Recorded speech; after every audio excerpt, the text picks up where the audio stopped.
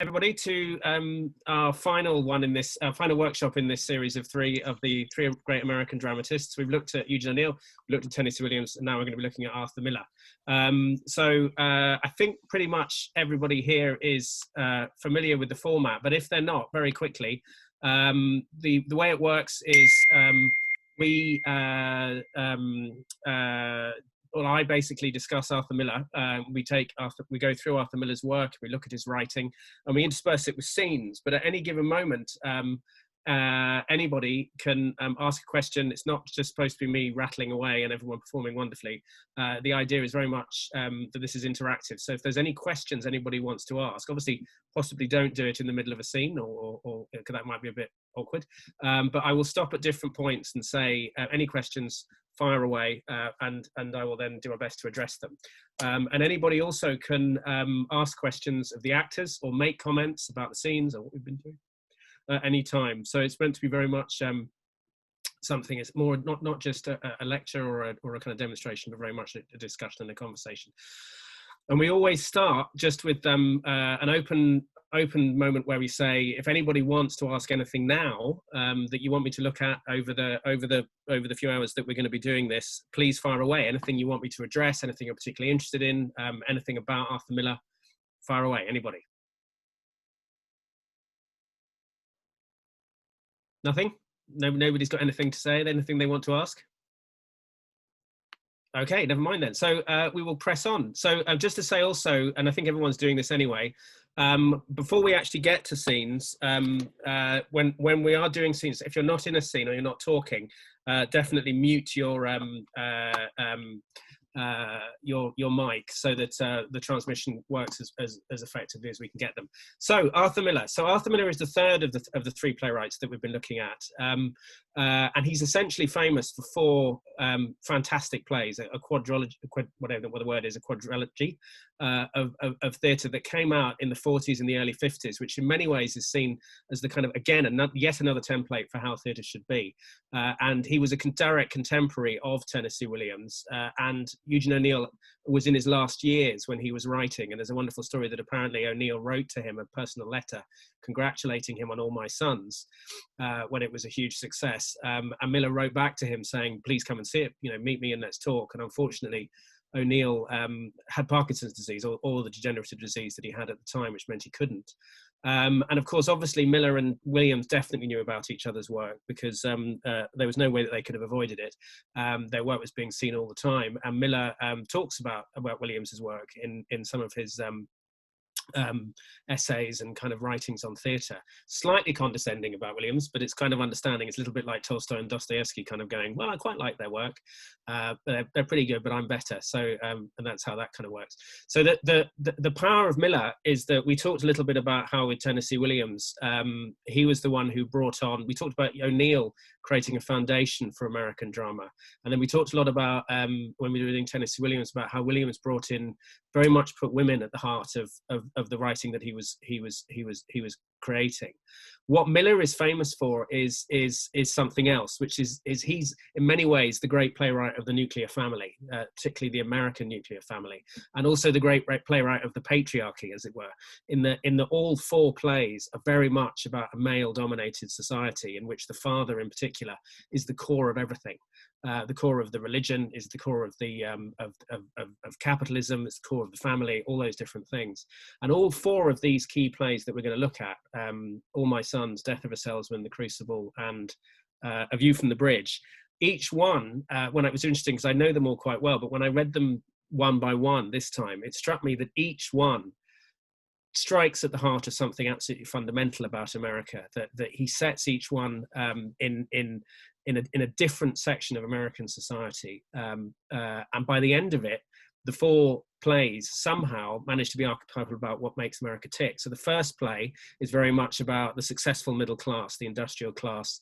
Joe Keller is a manufacturer of arms, manufacturer of planes. That's how he's made his success. And it's very much about capitalism. It's very much about the successful American entrepreneur. Death of a Salesman is literally about a salesman, the clue's in the name, which is a different kind of success. The salesman in those days very much was out on the road, traveling around. We've looked at how in Hickey and Eugene O'Neill, you have the salesman. You've also got the salesman, Gentleman Caller, and other figures in Tennessee Williams. In Death of a Salesman, Miller puts that kind of salesperson, who was actually a dying breed, even by when Willy Loman was writing, that the whole world of capitalism was changing after the Second World War. So in many ways, Willy Loman is starting to become the myth of the salesman, as the kind of heart of America was already dying. Then with the Crucible, he goes back to the kind of founding myth of America, which is religion, the Puritan religion. And he kind of explodes that with the story of the Crucible.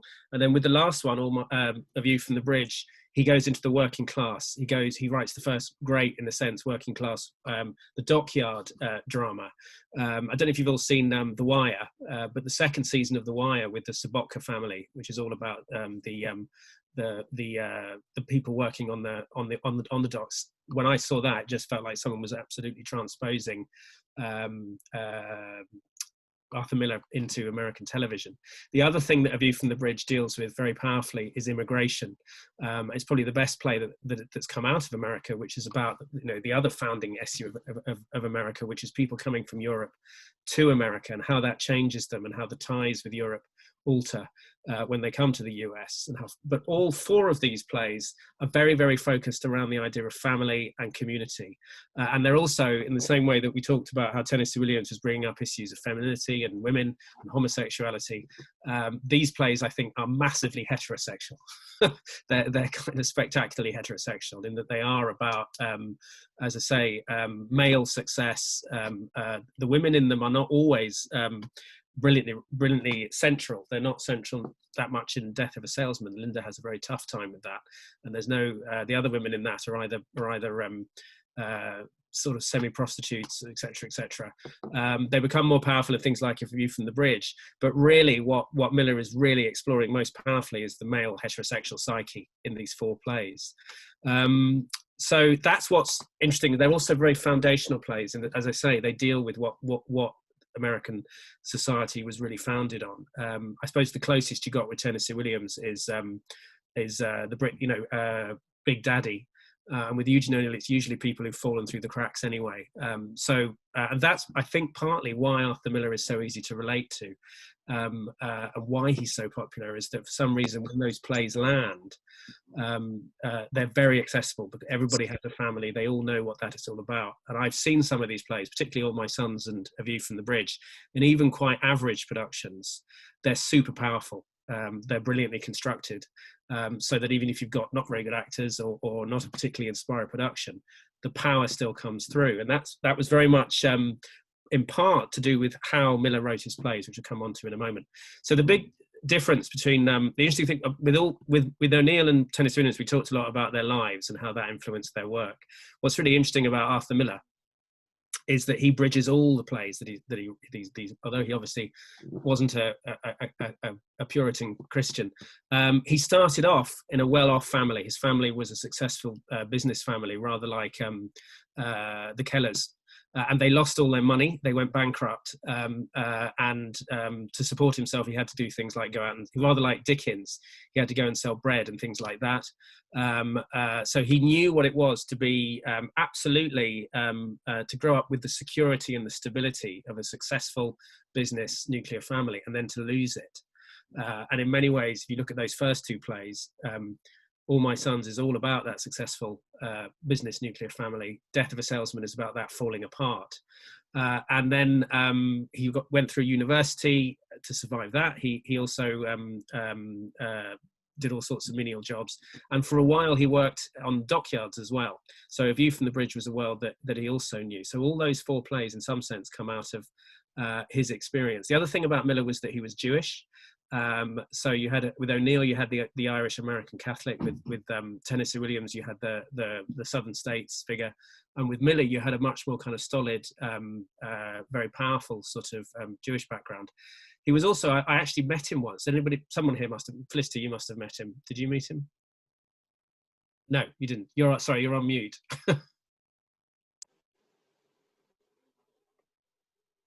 I met him once. Who met him once? Janet. Did. Hello, Janet. I didn't miss that. Hello. Would you not agree that he was a very tall man? He was a very powerful, very charismatic. Imposing, yes. Very that's what I said, imposing, and also for someone who was kind of thought of as being a sort of intellectual, when he was married to Marilyn Monroe, they talked about it being Beauty and the Beast. He was a very, very tall, very masculine, well-built man who certainly my mum thought was extremely sexy, if that's a measure of how things are supposed to be. But he wasn't a kind of geeky intellectual. He was a very powerful man. And the other interesting thing about Miller is that he's always had quite an unusual position in America, in that, like a lot of, he's seen over here as one of the great American playwrights, and in America, by and large, he's seen as one of the great American playwrights. But the American right don't like him. They think he's too left-wing, that he's anti-capitalist, that he's anti-American. They particularly don't like plays like Death of a Salesman, which they see from him as being taking a part of the American dream, debunking of them. And he preferred his work, once again, being done over here. And all the way to the end of his life, he was complaining that America never had a national theatre, never had a subsidized theatre where serious work could happen. And like a lot of American playwrights, David Mamet was another one. A lot of his plays, later plays, were often performed here before they were performed in America. So he has an oddly ambiguous position in his home country. So to go back to the other big influence on, the other thing obviously that he lived through was the Wall Street crash, and that was how his family lost all its money. And during that time in the 30s, he also got very involved with left-wing politics. He became part of a thing called, I think, the Writers Guild of America, where he met people like Elia Kazan, Lillian Hellman, all the major kind of mainstream writers of the time, all of whom were left-wing, many of whom were paid-up members of the Communist Party. Obviously, he knew Clifford Odets, people like that. So all of this kind of informed what he wrote. He didn't serve in the Second World War, nor did Tennessee Williams. And interestingly, their first plays were both written during the Second World War. But one of the interesting things that the plays after that he wrote that made him famous is they're really dealing once again with this transformation going on in America, which we talked about when we were talking about Eugene O'Neill, where once again America was becoming a new country. The Second World War had made it the economic and the military superpower in the world. Its industry was becoming enormous, and it was dominating the world. It was pretty much the beginning of the golden age. And there was tremendous optimism after the war. And you think about what's called the Greatest Generation, which is how America refers to the men who went to fight in the Second World War. Victorious war, America had become, part of the founders of the UN, part of the founders of NATO. They were standing up to the Soviets. America was very much on the up. And then into that, you have Arthur Miller writing these very, very, very skeptical plays about what that actually meant and where the country was going to go. And it was very influenced by, as I say, that left-wing politics that he had. And when we get to the Crucible, which everybody famously talks about being about the McCarthy witch trials, which it definitely was inspired by those. But the brilliance of the Crucible is that it goes a lot further than that. And interestingly, we know, for instance, that Miller refused to name names during the McCarthy trials, but this issue of integrity, of who one is, and particularly one's name, exists in his plays even before then. There's a really strong sense in all the plays that the central characters, all of whom tend to be men, are struggling to work out who they are, struggling to work out what their position in the world is, and they're either taken down by it, as Willy Loman is, or they become sort of heroes about it, as Proctor is. But the struggle for the men to really know who they are and where they belong and what they stand for is very much the ferment of these plays. And the other thing that I think is wonderful about the plays is that although they do this thing of taking apart American concepts of salespeople, of capitalism, of family, the brilliance of them, and you would have thought with such a left-wing writer he would go even further with that, is that what makes them great tragedies is he does that. There's a classical line from James Baldwin, which is, if you're writing a play, always give your point of view to the weakest character, so that character has to fight. But the brilliance of these plays is that there is an incredible empathy and compassion, even for the people that he sees as being on the other side of the battle. So as we look at, say, All My Sons, which is the first one that we'll look at, the brilliance of it is that the way he writes Keller and what happens to Keller is he completely takes down the idea of the powerful, charismatic, successful American patriarch who seems to be the foundational kind of key of American society, and yet Keller is someone that you have massive compassion for. So we'll start with All My Sons, which is the play that was his big breakthrough play. His first couple of plays had failed. The first one, what was called The Man Who Had All the Luck, which was recently done at the Donmar a few years ago, hadn't succeeded. Only performed for four days on Broadway, and he decided he was going to try and write another play. And if this one failed, he wouldn't write anything else. Now, the big influences on All My Sons were Ibsen. Massive Ibsen fan, and Miller was perfectly happy to cite Ibsen as a major influence, and Greek drama. And we're back, as with O'Neill and with Williams, with this whole obsession with how you reframe Greek drama in a modern sense. And I've seen All My Sons several times. It's set out in the Midwest. You don't quite know where, in the manufacturing area. I thought it was New England before, but it's not. It's the Midwest. So it's Ohio or Illinois, some of those places where the Rust Belt, what is now actually the Rust Belt, the part of America that is kind of slightly bust and is now was very supportive of Trump. It's set in what seems to be an absolutely traditional, successful, happy American nuclear family, the Kellers. And Keller is, as I say, a manufacturer, and he made his fortune, in particular during the Second World War, manufacturing warplanes. And this, again, was one of the reasons why American manufacturing became huge, was America went on a total war footing, so all its resources were put into the war. And so vast amounts of people made enormous money making tanks and machine guns, selling them to Soviet Union, to Britain, and using them themselves. And at the beginning of the play, what you seem to find is this wonderfully happy, warm nuclear family, where the parents seem to be very much in love with each other.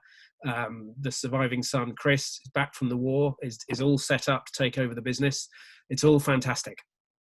But right from the beginning of the play, there are these very, very little subtle hints that all is not well. And one of the things that he's writing about very much at the beginning is this sense, through Chris Keller, who's the surviving son, we'll talk more about the other son, is that this whole new generation of men, young men, having been in Europe and having fought in Europe and the Far East, was now back in America, and was trying to come to terms with what that meant, and what is the new America, where do they fit?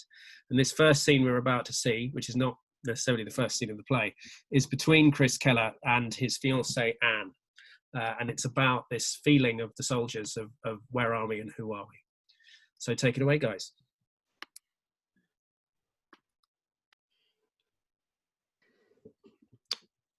You remember overseas, I was in command of a company? Yeah, sure.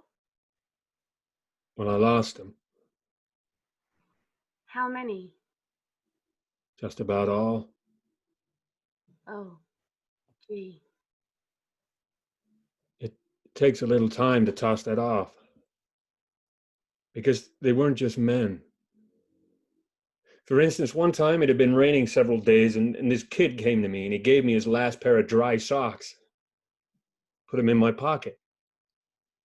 That's only a little thing, but that's the kind of guys I had. They didn't die. They killed themselves for each other. I mean that, exactly. A little more selfish and they'd have been here today.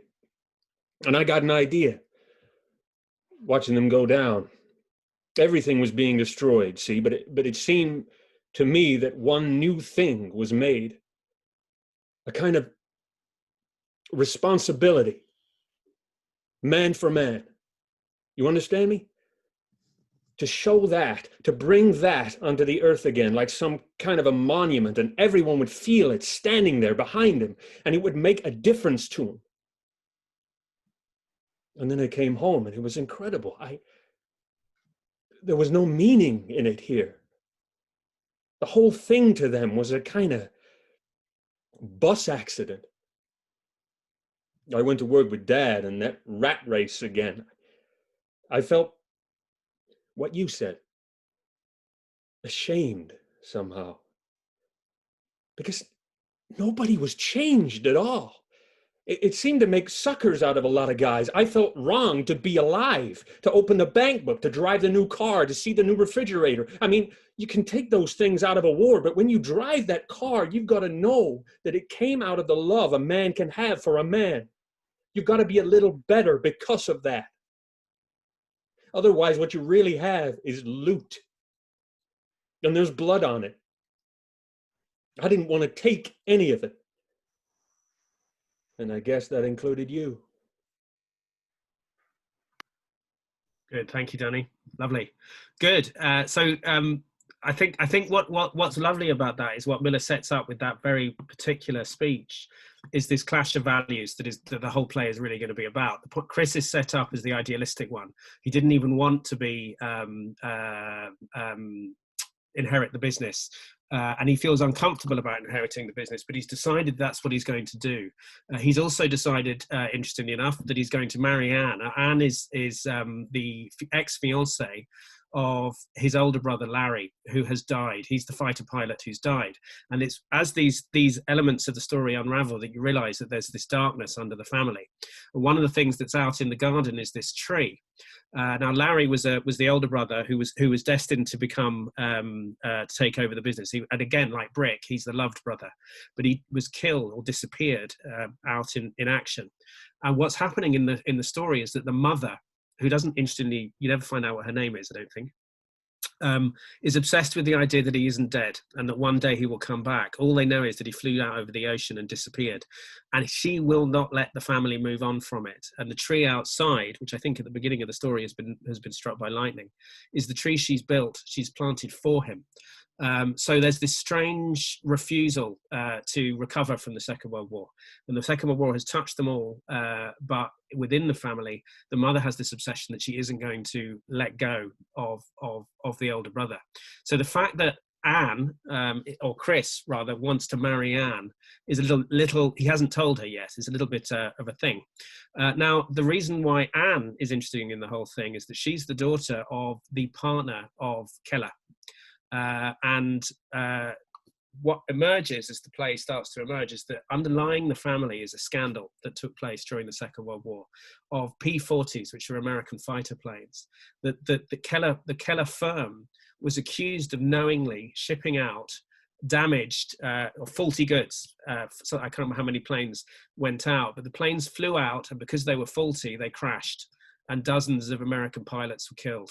And Keller was put on trial with his partner, Steve, and Keller was acquitted. And Steve was blamed and went to prison and has been in prison for most of his life ever since.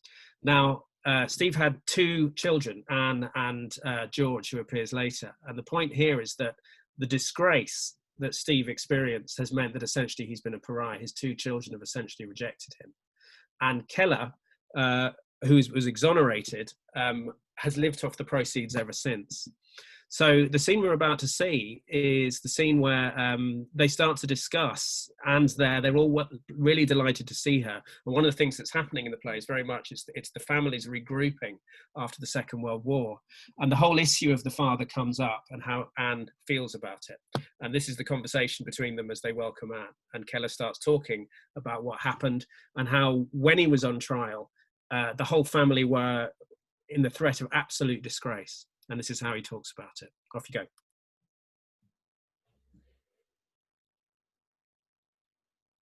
Listen, you do like I did and you'll be all right. The day I come home, I got out of my car, but not in front of the house, on the corner. You should have been there, Annie. You too, Chris. You'd have seen something. Everybody know I was getting out that day. The porches were loaded. Picture it now. None of them believed I was innocent. The story was, I pulled a fast one, getting myself exonerated. So I get out of my car and I walk down the street, but very slow and with a smile. The beast. I was the beast. The guy who sold cracked cylinder heads to the Army Air Force. The guy who made 21 P-40s crash in Australia. Kid, walking down the street that day, I was guilty as hell. except I wasn't. And there was a court paper in my pocket to prove I wasn't. And I walked past the porches. Result, 14 months later, I had one of the best shops in the state again, a respected man again, bigger than ever. Joe McGuts. That's the only way you lick 'em is guts. The worst thing you did was move away from here. You made it tough for your father when he gets out. That's why I tell you, I like to see him move right back on this block. How could they move back? It ain't gonna end till they move back. Till people play cards with him again, and talk with him, and smile with him. You play cards with a man, you know he can't be a murderer. And the next time you write him, I like you tell him just what I said. You hear me? Don't you hold anything against him? Annie, I never believed in crucifying people. But he was your partner. He dragged you through the mud. Well, he ain't my sweetheart, but you gotta forgive, don't you? You either, Kate? Don't you feel any... Next time you write, Dad. I don't write him. Well, every now and then you... No, I've never written to him. Neither has my brother. Say, do you feel this way too? He murdered 21 pilots. What the hell kind of talk is that? That's not a thing to say about a man. What else can you say?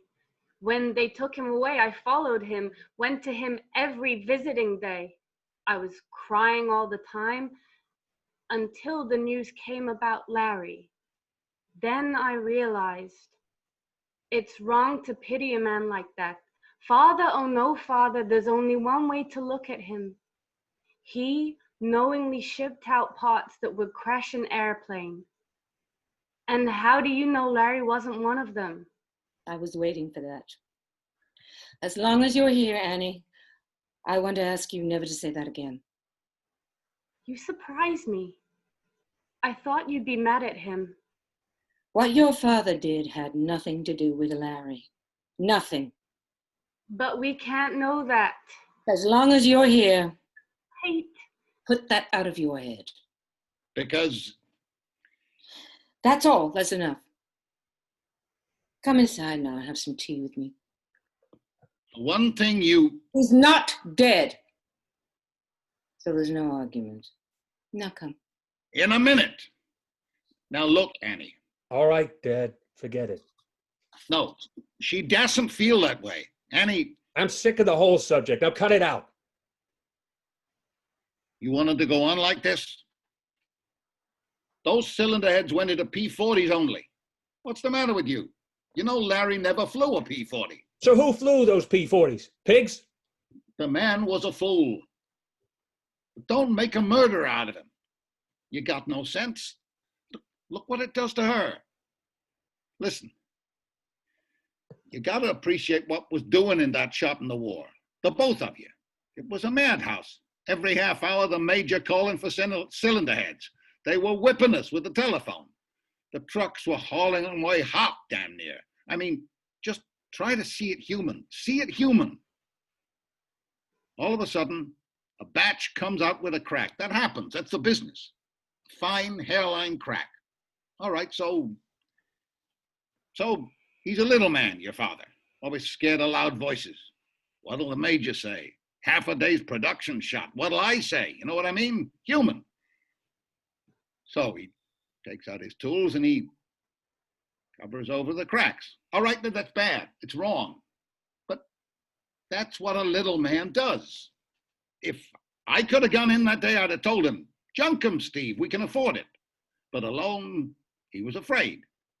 But I know he meant no harm. He believed they'd hold up 100%. That's a mistake, but it ain't murder. You mustn't feel that way about it. You understand me? It ain't right. Thank you very much. Lovely. Cool. So as you can see, you've got the beginnings of all these kind of tensions that are going on. Now, the you've got there with, actually, and I'm wrong, you do hear her name, it's Kate, the mother's fear, this whole issue of the death of Larry, and what actually was behind all that. And then also you've got these kind of, you realise that the play is really about these two families, the families, the Kellers, and then the family that Anne is from. And I mentioned earlier on, I didn't finish my point about the whole Greek drama element. One of the bases of the play is the Oresteia. I remember talking to a director who directed All My Sons at the Royal Exchange, who talked about the fact that actually the way the stage is evoked in the story is you're essentially outside the house of the Kellers. And if you really get it right, the designer who was designing this production says you're looking at the house of Atreus, the house of Agamemnon. And you have this whole thing of people coming home from the war. You have the sons and the fathers, Agamemnon and Orestes, etc., etc. And buried again, like as with all these Greek dramas, that the crimes of the past are what are pursuing the people in the present.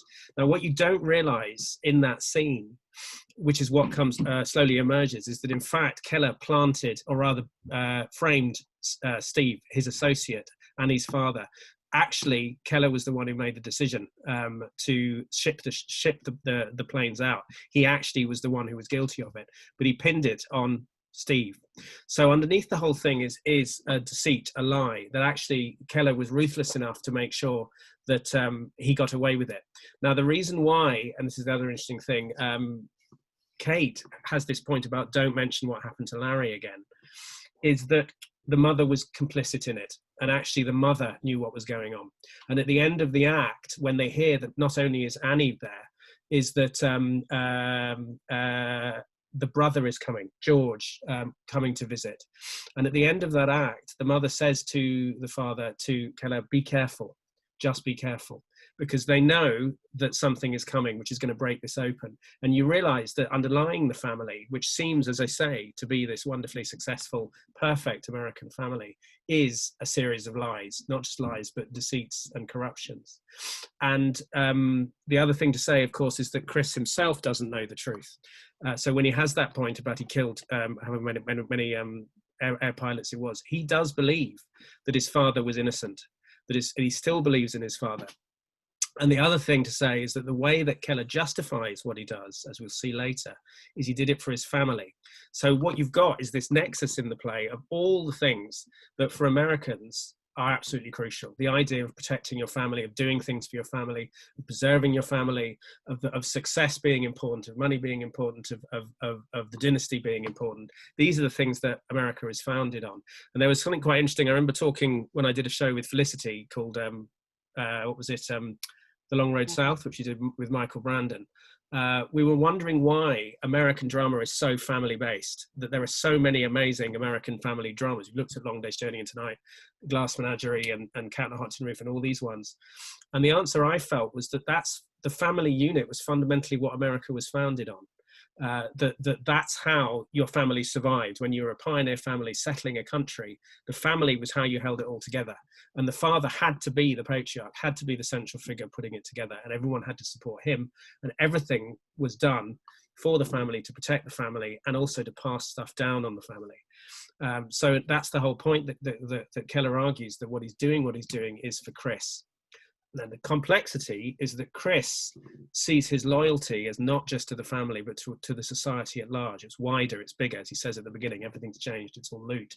Everybody seems to be just going back to money grubbing and all those different things. So into the play comes then, in the next act, George, who is the son of Steve, who's the man in prison. Now, George is Annie's brother, and George is a lawyer. And what happens when he arrives, and one thing you have to remember is that they all grew up with each other in this neighborhood, and they were all wonderful friends and family friends, and they all used to gather in the garden and eat. And he comes basically to expose Keller, because Steve, the father, basically towards the end of his life goes, I can't keep this secret anymore, you have to know the truth. And George, who had rejected him completely, comes back, and this is where again it's another Orestes, come back to avenge the father, to try and expose Keller. And Miller writes this amazing scene where Keller's the last member of the family to come on and join them. And until gradually, George tries to stand up for his father, but keeps being charmed, that they all somehow, the family, charm him, make him feel at home. So he's slowly being defused until Keller comes in and George then has to face him. And the thing to remember in this scene is that they all used to love each other once. They all used to be wonderfully harmonious. So the struggle George has is how can he keep that front of anger up? And in this scene, they all use their charm on him. Off you go.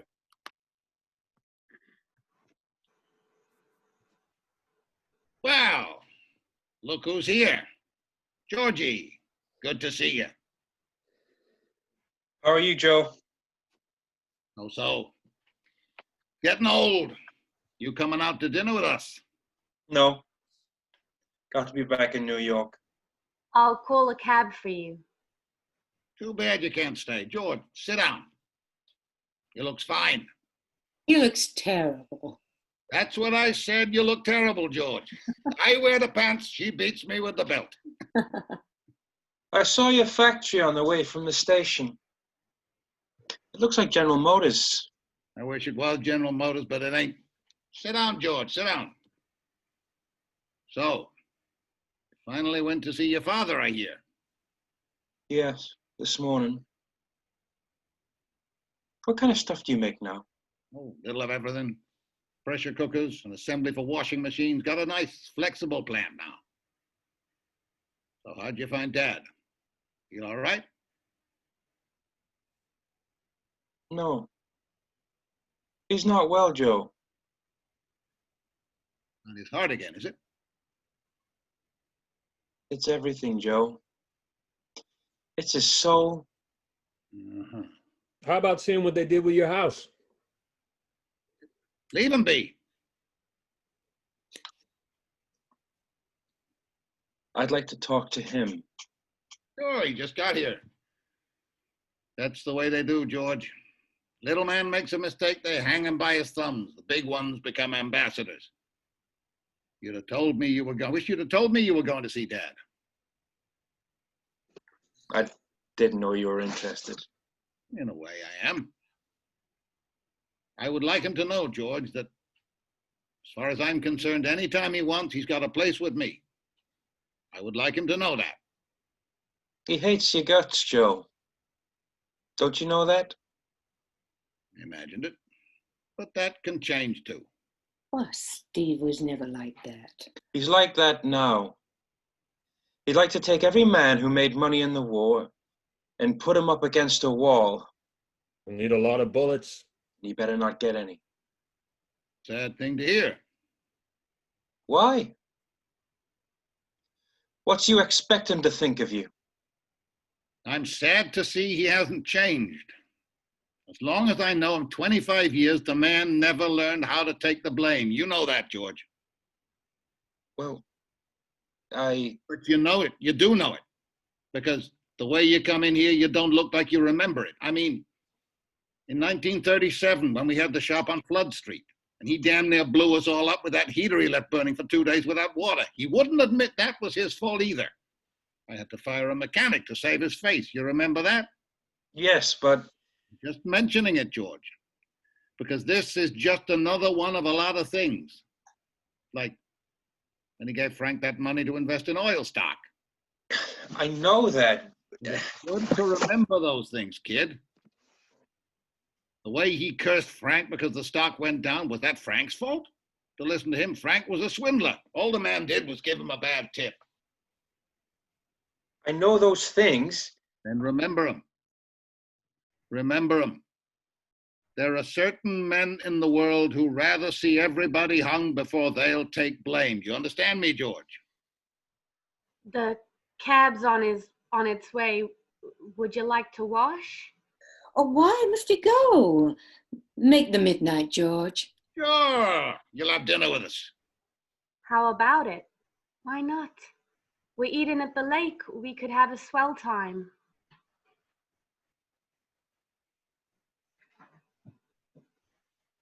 All right. Now you're talking. I've got a shirt that'll go right with that suit. Is Lydia, I mean, Frank and Lydia coming? Oh, I'll get you a date that'll make her look like a... No, I don't want to date. I know somebody just for you. Charlotte Tanner. It's old Charlotte, that's right. Sure, call her up. You go up and pick out a shirt and tie.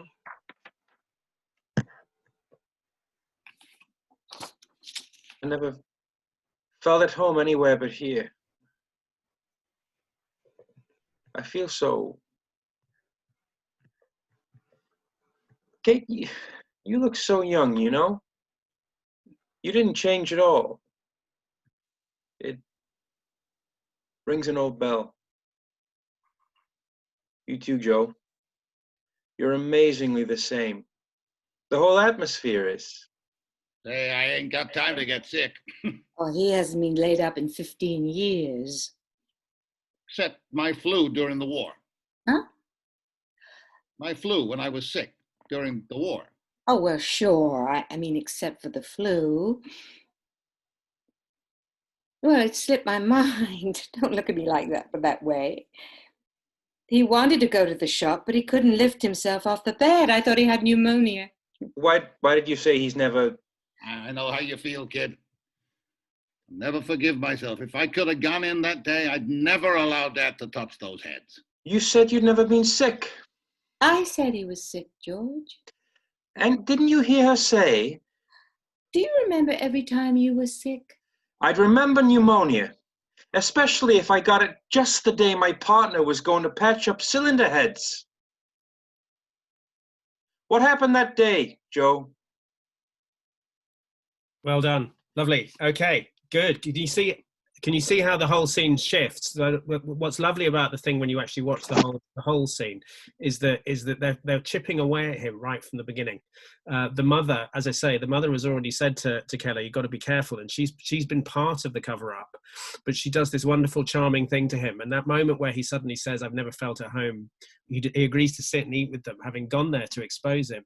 He's been defused. It looks like he's actually this whole kind of avenging kind of angel figure that he's trying to be. Doesn't happen. And just at that slip, when the story is lost, where the mother forgets the myth of the flu, that's when the lawyer goes in and actually realizes what's really going on.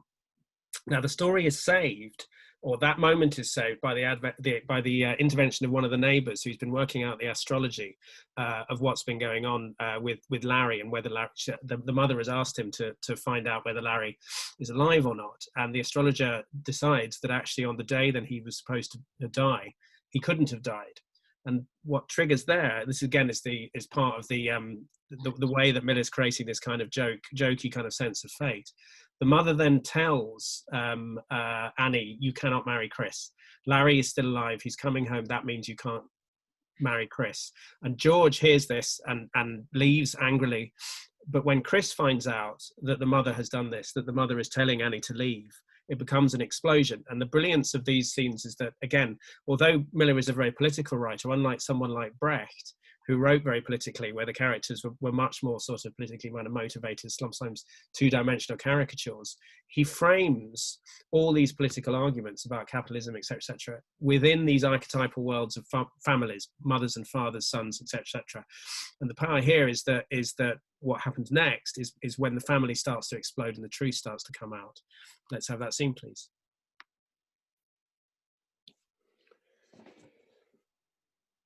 What do you mean you packed her bag? How dare you pack her bag? Chris. How dare you pack her bag? She doesn't belong here. Then I don't belong here. She's Larry's girl. And I'm his brother, and he's dead, and I'm marrying his girl. Never. Never in this world. You lost your mind. You have nothing to say. I got plenty to say. 3.5 years you've been talking like a maniac. Mother smashes him across the face. Nothing. You have nothing to say. Now I say he's coming back, and everyone has got to wait. Mother. Wait. How long? How long? Till he comes. Forever and ever till he comes. Mother, I'm going ahead with it.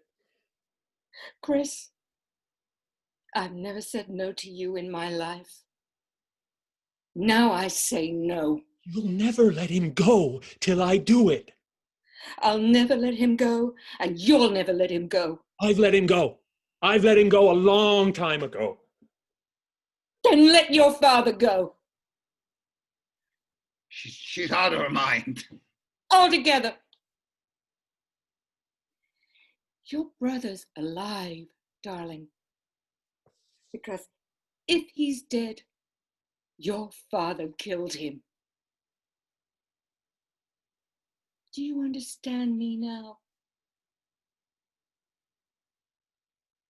As long as you live, that boy is alive. God does not let a son be killed by his father. Now you see, don't you? Now you see. Beyond control, she hurries up and into the house. She's out of her mind. Then you did it? He never flew a P-40. But the others? She's out of her mind. Dad, you did it? He never flew a P-40. What's the matter with you? Then you did it. To the others.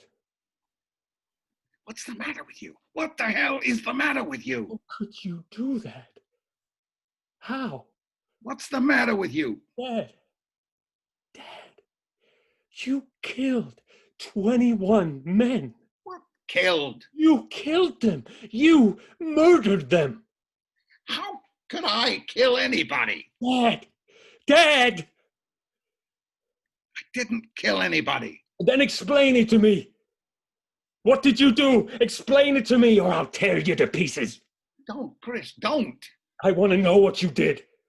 Now, what did you do? You had 120 cracked engine heads. Now, what did you do? You're gonna hang me, then I'm listening, God almighty, I'm listening. You're a boy. What can I do? I'm in business. A man is in business. 120 cracked, you're out of business. You got a process, the process don't work, you're out of business.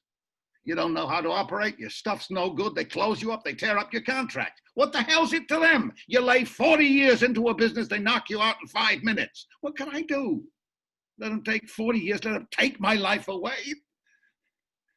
I never thought they'd install them, I swear to God. I thought they'd stop them before anybody took off. But why did you ship them out? By the time they could spot him, I thought I'd have the process going again. I could show them they needed me and they'd let it go by. But weeks passed, I got no kickback, so I was gonna tell them. Then why didn't you tell them? It was too late. The paper, it's all over the front page. 21 went down, it was too late. They came with handcuffs into the shop. What can I do? Chris, I did it for you. It was a chance and I took it for you. I'm 61 years old. When will I have another chance to make something for you? 61 years old, you don't get another chance, do you? You even knew they wouldn't hold up in the air. I didn't say that. But you were going to warn them not to use them. That doesn't mean... It means you knew they'd crash. It don't mean that. And you thought they'd crash. I was afraid, maybe. You were afraid, maybe? God in heaven, what kind of man are you? Kids were hanging in the air by those heads. You knew that. For you, a business for you. For me? Where do you live? Where have you come from for me? I was dying every day and you were killing my boys and you did it for me? What the hell do you think I was thinking of, the goddamn business? Is that as far as your mind can see, the business? What is that? The world of business. What the hell do you mean you did it for me? Don't you have a country? Don't you live in the world? What the hell are you? You're not even an animal. No animal kills his own. What are you? What must I do to you? I ought to tear the tongue out of your mouth. What must I do? What must I do? Jesus God, what must I do? Chris, my Chris. Brilliant. Thank you very much. Thank you. Now, what's beautiful about that scene is it's a brilliant scene about a father and a son, and this is where the furies in the play really erupt. Is there anything anyone wants to say about that scene? Anything anyone wants to say quickly? No. Okay. So, but that's wonderful, yes. wonderful. Yeah, look, brilliant, and thank God it came, because I had such a knot in my stomach. I was glad that they let it out. It released me as well. Yeah, well, that's the brilliance of it. Is that again? It's like, do you remember when we were doing Count on a Hot Tin Roof? It was the same son and father thing going on. This one, almost in that one, they were evading the truth. Both of them were hiding from the truth. In this one, this is about the truth punching somebody in the face, and it is absolutely archetypal. You all know the concept of the archetypal experience. Of there are certain things in our lives which every human being experiences: life, death, birth, marriage. Those not necessarily marriage, but falling in love.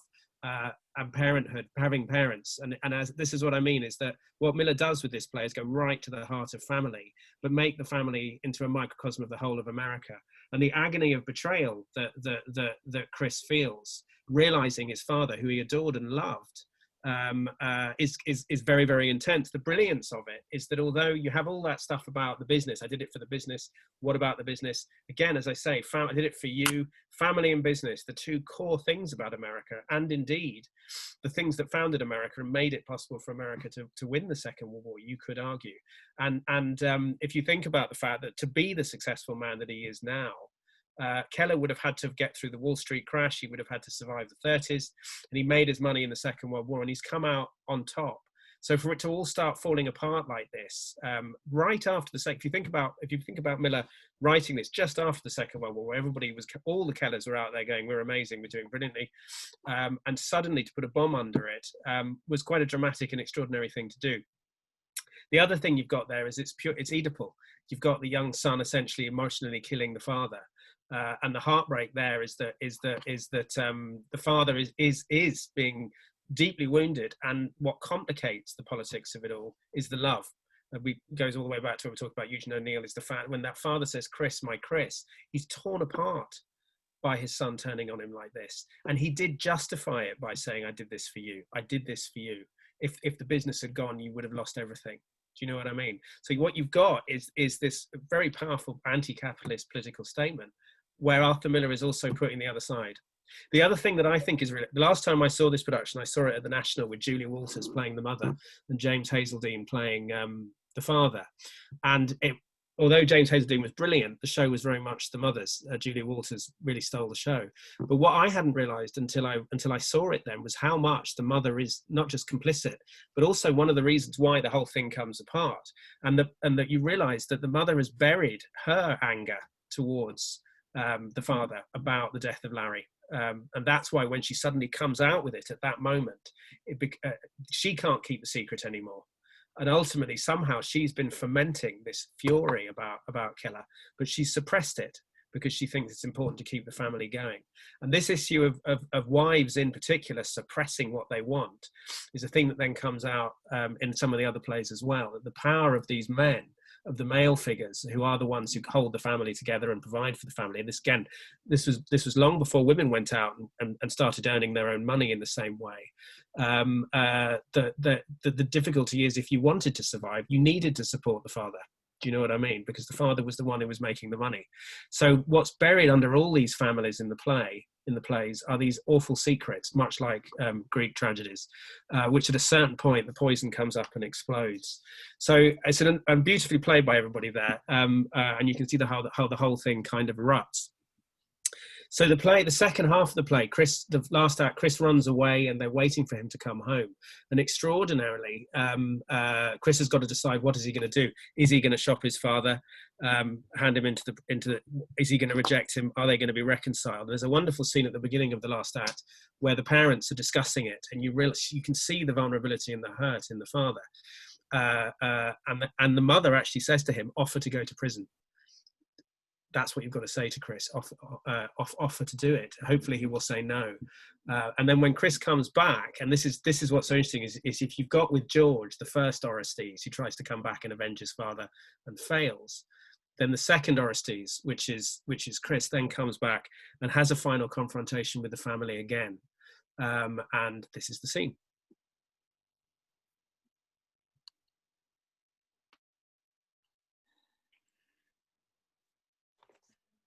Exactly what's the matter? What's the matter? You got too much money? Is that what bothers you? It bothers me. If you can't get used to it, then throw it away. You hear me?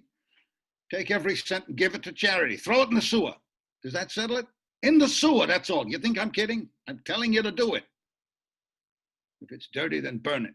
It's your money. That's not my money. I'm a dead man. I'm an old dead man. Nothing's mine. Well, talk to me. What do you want to do? It's not what I want to do. It's what you want to do. What should I do? Jail? You want me to go to jail? If you want me to go, say so. Is that where I belong? Then tell me so. What's the matter? Why can't you tell me? You say everything else to me, say that. I'll tell you why you can't say it, because you know I don't belong there, because you know. Who worked for nothing in that war? When they ship a gun or a truck out of Detroit before they get their price. Is that clean? It's dollars and cents, nickels and dimes. War and peace, it's nickels and dimes. What's clean? Half the goddamn country gotta go if I go. That's why you can't tell me. That's exactly why. Then why am I bad? I know you're no worse than most men, but I thought you were better. I never saw you as a man. I saw you as my father. I can't look at you this way. I can't look at myself. He turns away, unable to face Keller. Anne goes quickly to Mother, takes a letter from her and starts for Chris. Mother instantly rushes to intercept her. Give me that. He's going to read it. He thrusts the letter into Chris's hand.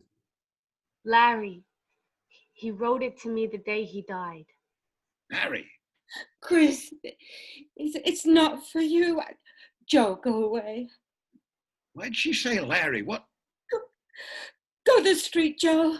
Go to the street. Don't, Chris. Don't tell him. 3.5 years. Talking.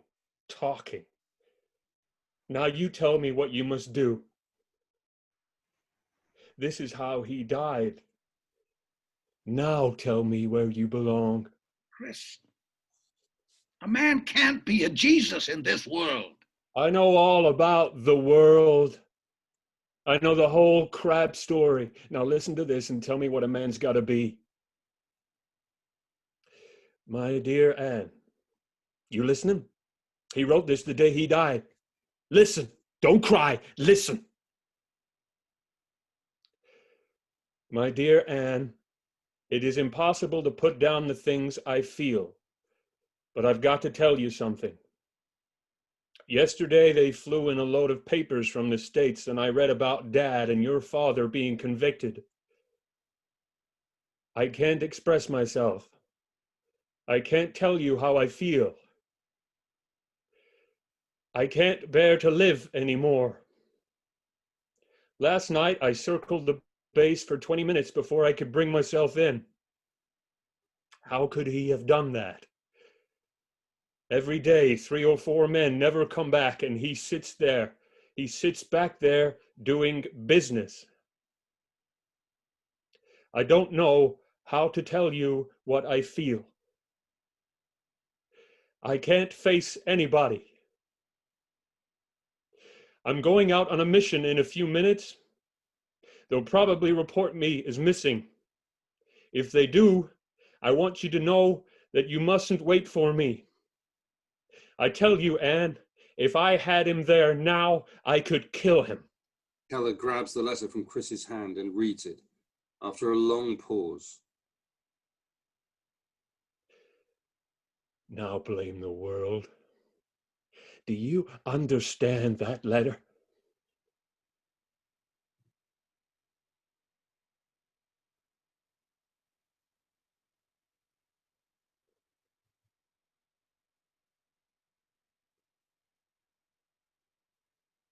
He turns and he starts slowly for the house. Mother rushes to intercept him. Why are you going? You're asleep. Why are you going? Feel better if I go. Oh, you're so foolish. Larry was your son too, wasn't he? You know he'd never tell you to do this. What is this if it ain't telling me? Sure, he was my son. But I think to him, they were all my sons. And I guess they were.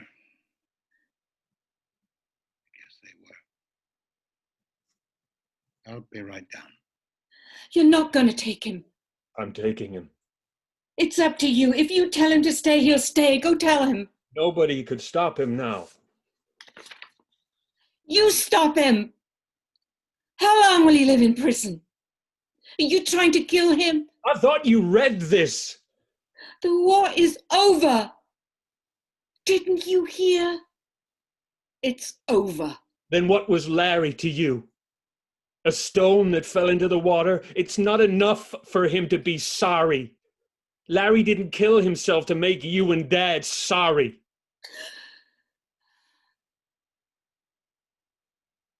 What more can we be?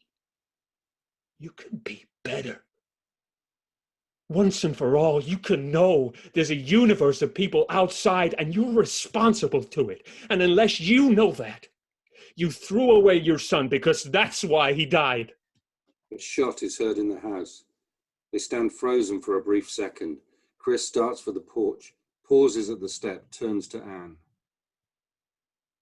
Find Jim. He goes on into the house and Anne runs up the driveway. Mother stands alone, transfixed. Joe!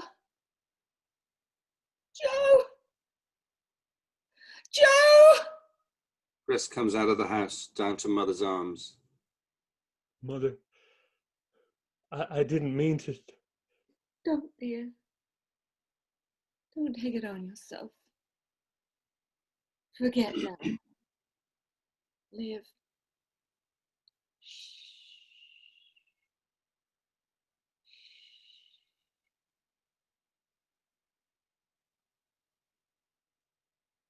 And that's the end of the play. Thank you very much. Yeah, so as you can see, spectacularly intense, even in a kind of extract there. Now, and the part again, if you think about the fact that everything Keller represents is everything that America admires, and it's interesting when we think about all the big. There was an article the other day I was reading on Facebook, no less, about the Kennedys and then the Bush family, these huge families that were founded by particularly tough fathers, and then dynasties of children who were expected to carry on the traditions. The same with, you read about Donald Trump's family, and the kind of, we talked about this before, about the idea of this extremely powerful father who bullied the children, made them feel that if they failed they were pathetic and weak, destroyed his older brother, etc., etc. So that the haunting power of the father, which dwells over this one, is destroyed at the end of the play, but it's heartbreaking. And that's the brilliance of it, is that although it's Keller's tragedy as much as anybody else's, and he, like a tragic figure, does recognize his own guilt at the end, and they're shattered, rather like a Greek tragedy. No one comes out of it very happily. Chris, in the end, who was on the verge of sending his father to prison, has lost everything. He didn't, as he says, I never wanted this. He didn't want his father to die. And the mother, it's an astonishing line, that where she suddenly says, the war is over, haven't you heard? When the whole way through the play, she's the one who's been saying, we can't forget that Larry's going to come home. That all of them somehow have conspired in a way to bring this down.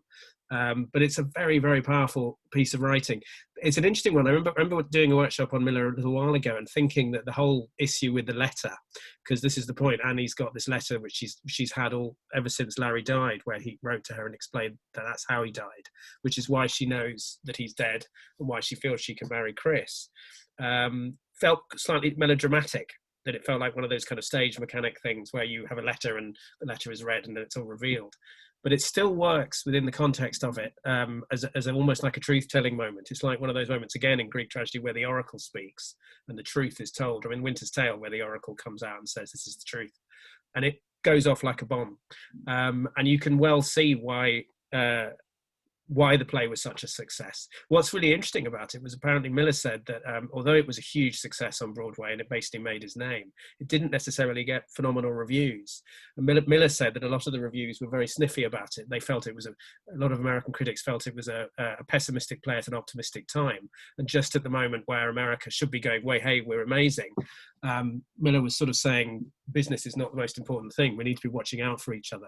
And again, I think I talked about this, the idea of in the second half of the 20th century, which is very much the Pax Americana, where America was powerful. It's almost as if the play is going, right, here we go. What kind of country are we going to be, and what values are we going to incarnate? And that's what he was writing about. Now, the brilliance of the play, and this is very different to how some of the other playwrights wrote, is that when Miller wrote, he wrote almost mathematically. He worked out the plots, he worked out how the scenes were going to evolve, and he'd actually studied playwriting under a particular professor who taught him how a play can build up and accumulate its kind of power. And that's why what's one of the things you find in his plays is he brilliantly positions different characters with different values, so that what you get with his plays is really four square, meaty moral drama, which is why people love them. Is that you're made to ask big questions in a very, very direct way. With Miller, with someone like Tennessee Williams, it's much more subtle and movable and mysterious and kind of magical and sexual and ambiguous. But with Miller, it's four square. It's like a good meat and two veg piece of theatre in the best possible sense. Yes, Pauline. I think Miller, I think he learned a lot from Shakespeare. Oh yeah.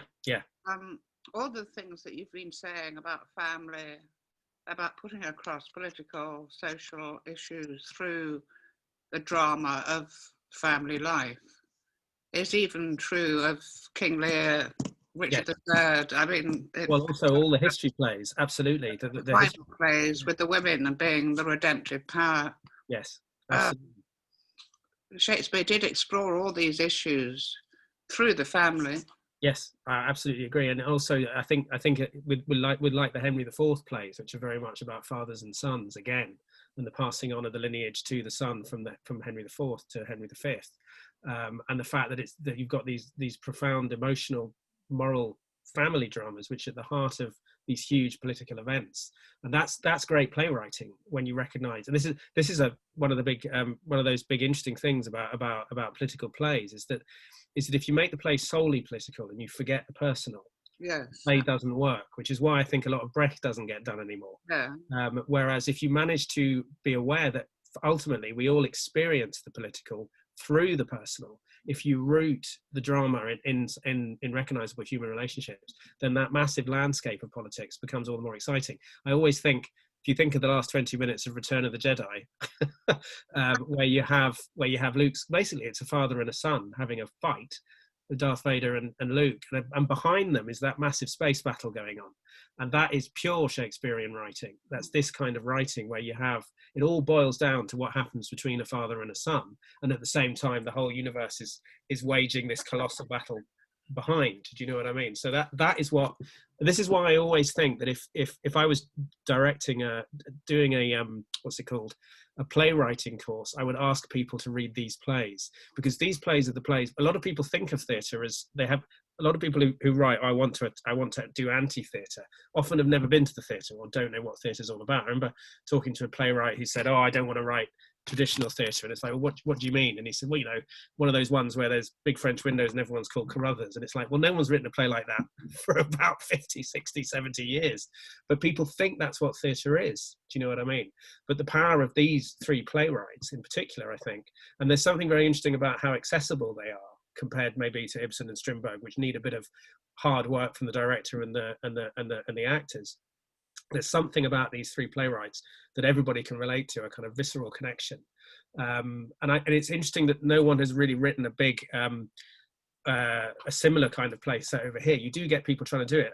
Patrick Marber tried to write Death of a Salesman with Howard Katz when he wrote Howard Katz. And there's a wonderful play, which I directed, Tom Murphy's Whistle in the Dark, where he actually met Miller, who was premiered in 1961. And Miller came and shook his hand and said, that's the play I always wanted to write, which again was about father and sons. But there's also, I suppose it's different now, because in those days, it was very much about the male line about fathers achieving something and passing it on to the son. But that's all dissolved now. The society we live in doesn't have that structure anymore. It's always interesting that one of the reasons why the right wing don't like things like welfare states is that the state becomes the family. So people can leave their families and rely on the state. And they're unhappy about the fact that that's pulled families apart. And since the conservative view is that the family is the core of society, the fact that the state has replaced that is something they don't approve of. And that's, you know, you could argue that at the moment we live in a time where there is a crisis in the family. The nuclear family doesn't exist anymore in the way that it did. It's not the building block of our society, for better or for worse. But the brilliance of Miller is that he goes into that and takes it apart. And that's why it's so powerful, is that we all come from families, so we can see our families on stage like that. Thank you, everybody, for that rendition of the key stuff with All My Sons. So Death of a Salesman is, when I read Miller's, yes, David. Can I ask Edmund, do you think your character was being honest when they were saying what they were saying, or were they being dishonest? When specifically? I mean, whole thing. I mean, at the beginning. I mean, it's a mixture. At the beginning, when he's talking about, I'd tell Steve to come back here and all that. As far as I can, it seems to me that's that's not. He's not lying, but sort of he knows he's got to kind of face that. That's his way of. He's being generous, but he's not being as generous as he ought to be, and that's part of the cover up. But I mean, toward by the end, he's honest. Yes. Well, he's completely honest at the end. Yeah. I mean, he completely opens up at the end and accepts his guilt. But even when he talks about the fact I was doing it for you, I think he meant that, and I was doing it for the business. Yes. But the whole stuff at the beginning is part of the patter. It's part of the myth. It's part of how he looks. So in other words, it's when, as he's justifying, when he's saying to Annie, you shouldn't hate your father. In the end, he was human. He's also saying, if it comes down to me, when my cover gets blown, you need to do the same thing. We weren't necessarily evil people, but the whole patter. The moment in which in which a man, if you tell yourself a lie long enough, you yes. almost believe it. There's an element of that. Exactly. And I think that's the point. So no, he's not honest in the opening. I mean, the whole family is based on lies, and also this big secret that they don't know how Larry has really died. So it's that's the point, is that the family is predicated on cover-ups and falsehoods and dishonesties, but it's a family and they love each other. And that's the brilliance of it, that they don't hate it. It's not a dysfunctional family. It's not an abusive family. It appears to be a happy family. And I think the brilliance of it is that when you see them all gather around with George, you've got to feel this is a happy family. These are good people and we like them. So that when you then discover what's really going on, it's horrifying, because you're suddenly angry with people that you like and that you've grown to like and you admire. There are qualities to Keller that you admire because in one sense, he's a good father. You know what I mean? He's provided for his family. He's generous, he's kind, he's garrulous, all those different things. And he's giving his son an opportunity. And he's also allowed his wife space to not mourn, So that I think is the brilliance of it, is that if he turned them into monsters, it would just be simplistic, but he turns them into people that you care about.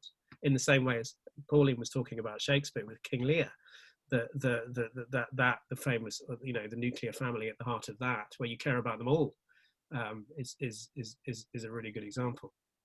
So moving on to Death of a Salesman, which a lot of people think is his best play, and is the one that's in the Hall of Fame, I think, of great 20th century plays. I'm not sure I think it's his best play. It's still a brilliant play. It's very hard to say which one of his best plays are because they're all brilliant in their own way, these four. So Death of a Salesman is much less naturalistic than All My Sons. All My Sons is very much influenced by Ibsen, and particularly The Wild Duck and Ghosts and plays like that, which are about lifting the lid off devastated families. And in the same way that Ibsen was the first to also talk about capitalism and the way money and middle-class society, people were trapped in that. With Death of a Salesman, he decided he wanted to go much more less naturalistic.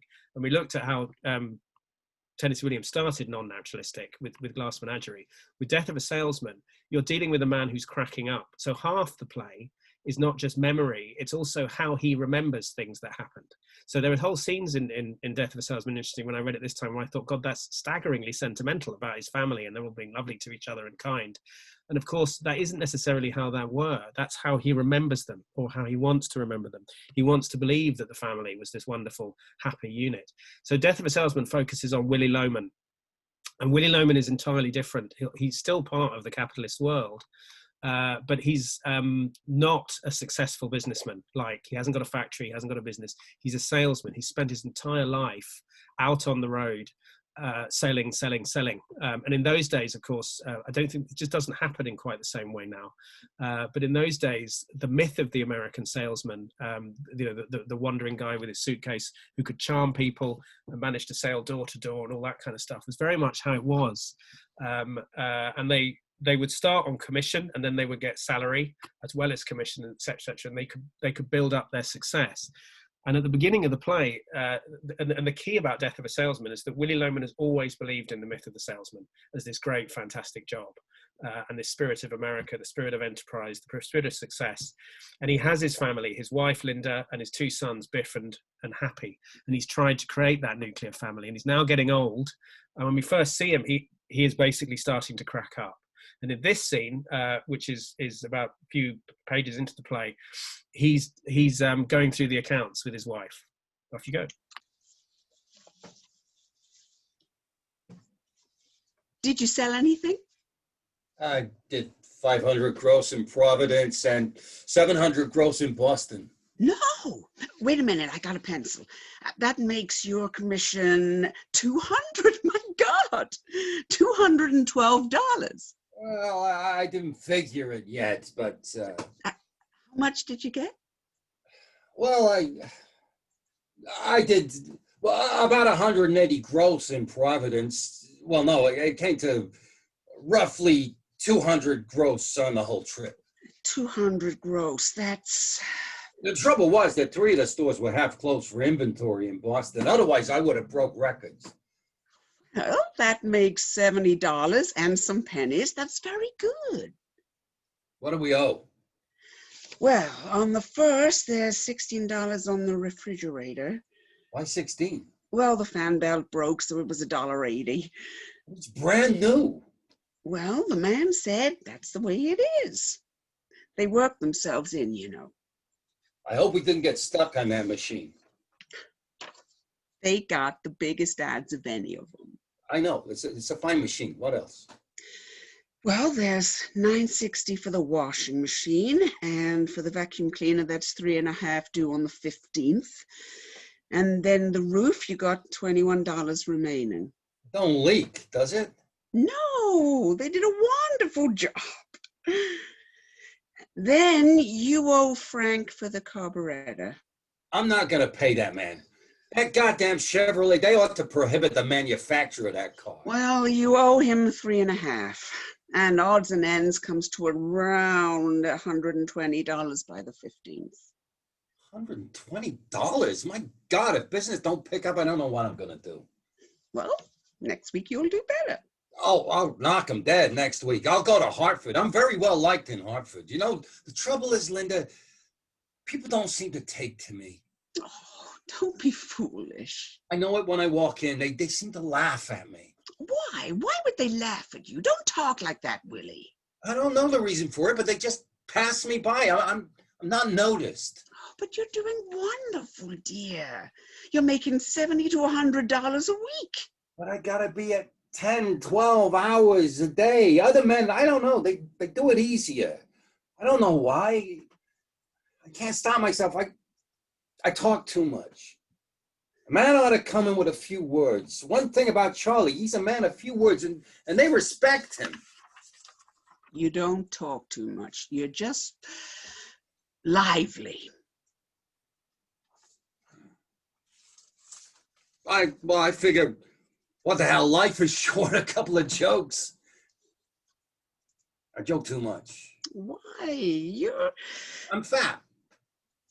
I'm very foolish to look at, Linda. I didn't tell you, but Christmas time, I happened to be calling on F.H. Stewart's, and a salesman I know. As I was walking in to see the buyer, I heard him say something about walrus. And I cracked him right across the face. I won't take that. I simply will not take that. But they do laugh at me. I know that. Darling. I got to overcome it. I know I got to overcome it. I'm not dressing to advantage, maybe. Willie, darling, you're the handsomest man in the world. No, Linda. To me, you are. The handsomest. Lovely. Thank you very much. Lovely. Cool. Okay, so the reason why I wanted to look at that scene is that what you see in that scene is a man caught in an absolute web of things pulling him down. And this again is Miller doing his whole takedown of American capitalism. Is that this was an era, at the moment, America still doesn't have universal health care, for instance, and the idea of social security nets was still very much not on the cards in the 1940s. Although interestingly, Roosevelt wanted all that. And what you've got there is a man must be in his 50s and his 60s, and he's starting to get to the point where what he's doing is destroying him. He has worked all his life really, really hard to support his family. But if you look at everything he says, everything's breaking down. He's losing his footing. And again, this is what I mean by Miller's whole transposition of the Greek idea of fate. Economics is what is bringing him down. That essentially the system he's believing in, the system of the sales, which he's done all his life, is actually killing him. And one of the things that I think is brilliant about Death of a Salesman, and it reminds me of Mother Courage by Brecht, it sounds very pretentious, is the whole point with both those characters, Lohman and Mother Courage, is that they think they can play the system. They end up supporting the system which is destroying them. And that's the heartbreak for Willy Lohman, is he's mythologized the whole idea of being a salesman, that there's something glorious about being a salesman. And all the way through his flashbacks, as you see his family and his children, you realize that he absolutely believes in all sorts of classic ideas of the American dream. Be athletic, be successful, don't be too intellectual, be physically strong, be good looking, be liked. This whole thing of being liked is a massive, massive part of what he believes a successful American man needs to be. And he absolutely believes that his two sons are going to be that, Happy and Biff. And so the way he remembers the childhood, the family as they were younger, was this really happy, again, nuclear family. Successful. Biff was a sportsman at school, very popular, and was destined, he always believed, to be a great man. The same with Happy. So you get this sense that he's absolutely, as I say, using this term, mythologized the way of life that he believes in. But as the play progresses, you realize that his idea of who he is actually not true. He thinks of himself as a great salesman, a hugely successful man. But actually, throughout the entire play, he's haunted by the fact that he wasn't as successful as his brother. His brother Ben, who famously went into the jungle, came out and was rich and was successful in ways that he couldn't even imagine. And then you realize, as the play carries on, that actually this again, mythically has that he is the ultimate breaking records. He actually not only was never that, he's not doing it anymore. He actually is now borrowing money constantly from his neighbors. He's borrowing money from friends. He's relying on support from other people. And the other thing is, his mother, as Linda points out, is that he's trying to kill himself. There's a whole thing where she's discovered a rubber pipe that he's threatening, or he's planning to somehow kill himself by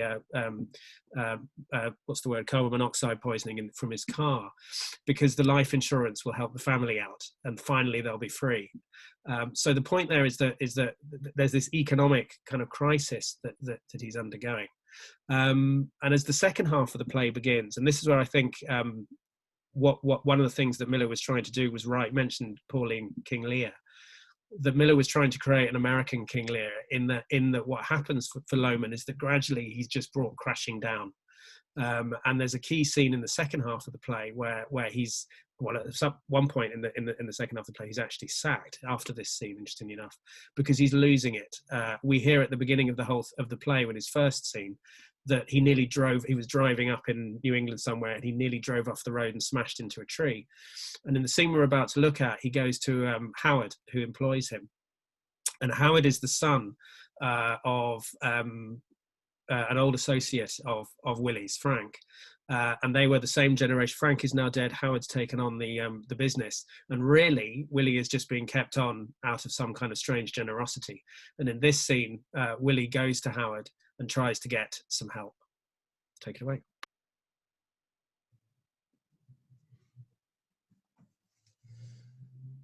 I'll tell you why, Howard. Speaking frankly, and between the two of us, you know, I'm just a little tired. Robin, I think Michael. Is Michael there? Sorry, Michael is playing Howard. I think he's, excuse me, everybody.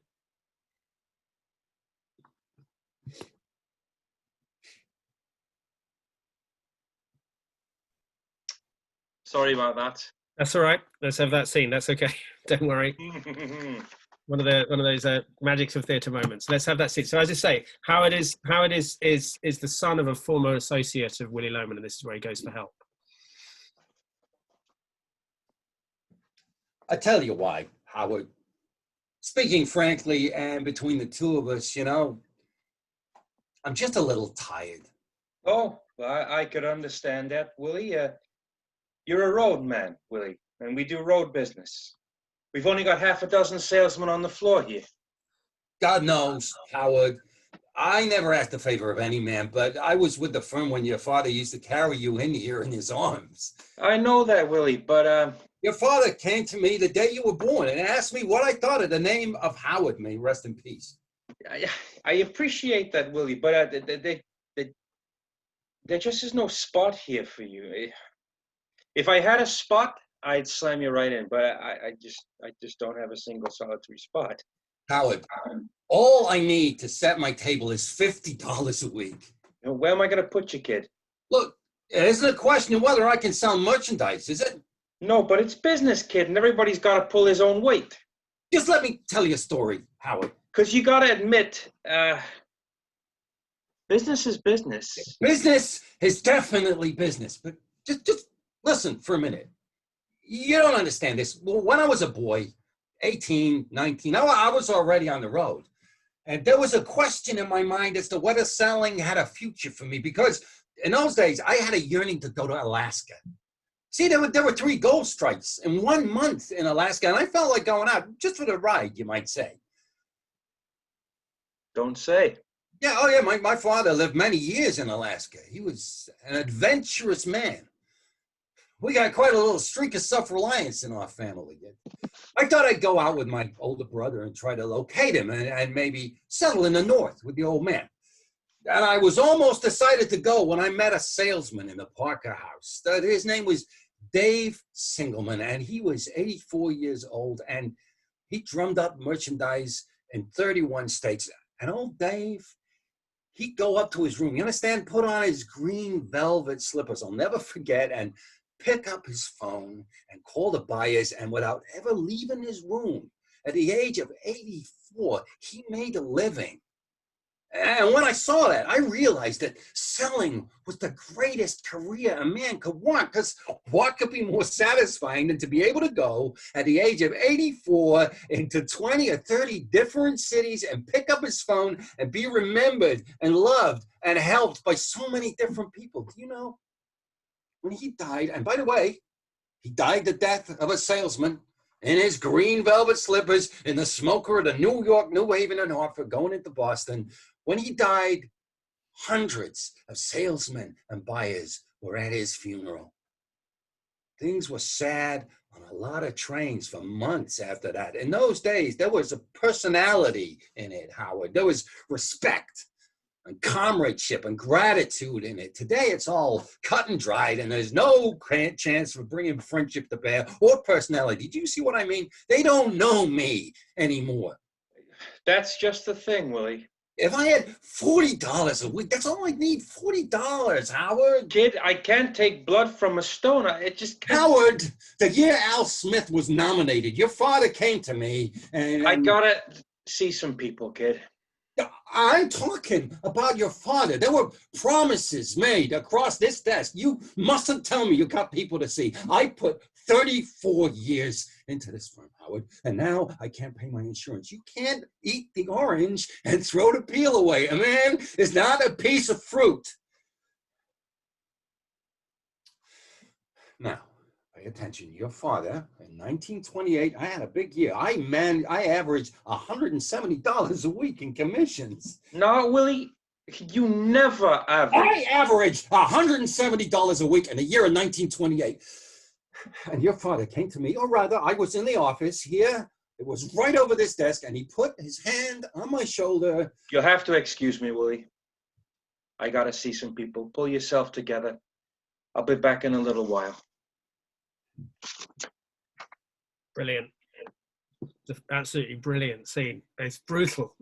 It's a brutal scene, beautifully read actually. And you can, again, it's heartbreaking because you can see his desperation. You can see how much he believes in this stuff, and he's just being ripped apart by this younger guy. I always think the fact that the young Howard calls him kid, when in fact he's his father, is just devastating. And once again, he says business is business, and you're back to what Keller says, business, it's a business. And what Miller was writing about is that when it comes to money, there's no sentiment. And that's the thing, is what Willie Loman is longing for is this nostalgic idea of an old America where it's all about personality, it's about dignity, it's about people believing in what they're doing. And whether that's true or not, or whether it's just a myth is everybody tends to think it was so much nicer when we were younger and everyone was much nicer and there was loyalty, but we've all seen this kind of brutality done to people, particularly the old, and it happened to my dad. I'm not going to go into why, but it did. People being eventually evicted from what they're doing, and reduced to again, it's like Lear being thrown out by Goddard and Regan. And that was beautifully read from both of you. And again, you can see what I'm really enjoying about these workshops is when you see the plays together, you realize the depth of the humanity of the playwrights, and we've got more men to look at, but the way he takes apart these men, he deals these male psyches collapsing, not bad people necessarily, people that you care about. And you can feel their pain. There's a wonderful story that Miller said that all sorts of people used to come up to him and when they saw Death of a Salesman and say, that was my dad. That was what my relationship with my dad was like. And this endlessly complicated men driven to achieve, driven to succeed, causing carnage in the people around them. And then at the end, it all kind of coming apart is something that I think everybody's seen their fathers, et cetera, go through. So the other element of the play, which makes it doubly exciting, is the whole relationship yet again with fathers and sons in it. As the other two main characters, as well as the mother and Willie, are Biff and Happy. Now, Biff and Happy are both in their 30s, and neither of them have achieved anything. Biff, who was the Great White Hope, has spent endless goes going out to California and the prairies and all these different places trying to run farms, and it's always failed. And Happy is just an ordinary kind of clerk, and neither of them are married, neither have been able to have families, any of those things. And a side of them is stuck being children.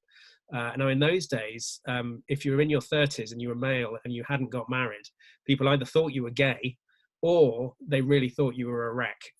In those days, even as late as the 60s, and early, so you must have all watched Mad Men. If you weren't married, there were certain levels of promotion you couldn't get.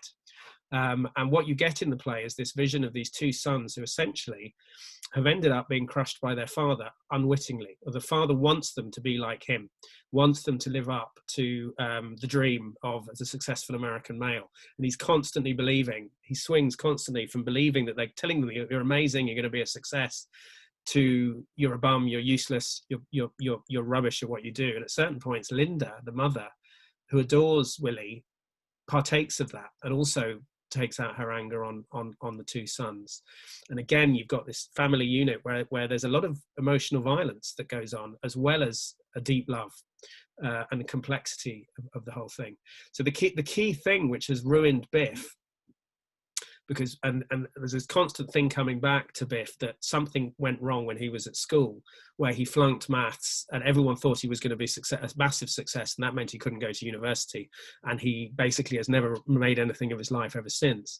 It emerges at a certain key flashback that what happened was Biff went to see Willie Loman in Boston to get help so that he could ask his dad to talk to his teacher so that he wouldn't flunk him. And when he encountered him in the hotel room, he realized that Willie had a woman there whether it was a prostitute or just a woman that he picked up. And the shock of realizing that his father, who he idealized in the same way that Chris idealized his father, the shock of realizing that actually his father was false, his father betrayed them, essentially breaks his spirit, and he never recovers. And that's why for the rest of his life, he's still trying to pursue Willie's dream, but keeps failing. The key moment in the whole thing is when Biff tells him, I'm going to go and get a job, and he has an interview. He waits for hours. He never gets to see the man who's going to give him the interview, and he steals his pen. And in the ultimate climactic scene, there's this massive confrontation in the house between the family, where Willie by this time has been sacked, and his whole life is falling apart, and Biff decides he has to tell him the truth. Off you go.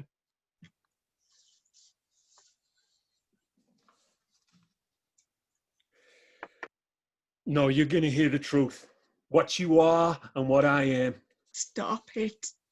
Right. You cut it now. The man don't know who we are. The man is going to know. We never told the truth for 10 minutes in this house. We always told the truth. You big blow. Are you the assistant buyer? You're one of the two assistants to the assistant, aren't you? Well, I'm practically full of it. We all are. And I'm through with it. Now hear this, Willie. This is me. I know you. You know why I had no address for 3 months?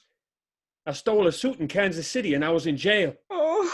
Stop crying. I'm through with it. I suppose that's my fault. I stole myself out of every good job since high school. And whose fault is that? And I never got anywhere because you blew me so full of hot air, I could never stand taking orders from anybody. That's whose fault it is. I hear that. Don't, Biff. It's goddamn time you heard that. I had to be boss big shot in 2 weeks and I'm through with it. Then hang yourself. For spite, hang yourself. No. Nobody's hanging himself, Willie. I ran down 11 flights with a pen in my hand today. And suddenly I stopped. You hear me? In the middle of that office building. Do you hear this? I stopped in the middle of that building and I saw the sky. I saw the things that I love in this world, the work and the food and time to sit and smoke. And I looked at the pen and said to myself, what the hell am I grabbing this for? Why am I trying to become what I don't want to be? What am I doing in an office making a contemptuous begging fool of myself when all I want is out there, waiting for me the minute I say I know who I am? Why can't I say that, Willie? The door of your life is wide open. Pop, I'm a dime a dozen, and so are you. I am not a dime a dozen. I am Willie Loman, and you are Biff Loman. I am not a leader of men, Willie, and neither are you. You were never anything but a hard-working drummer who landed in the ash can like all the rest of them. I'm $1 an hour, Willie. I tried 7 states and couldn't raise it. $1 an hour. Do you gather my meaning? I'm not bringing home many prizes anymore, and you're going to stop waiting for me to bring him home. You vengeful, spiteful mutt. Pop, I'm nothing. I'm nothing, Pop. Can't you understand that? There's no spite in it anymore. I'm just what I am. That's all. What are you doing? What are you doing? Why is he crying? Will you let me go, for Christ's sake? Will you take that phony dream and burn it before something happens? Struggling to contain himself, he pulls away and moves to the stairs. I'll go in the morning. Put him to bed. Exhausted, Biff moves up the stairs to his room.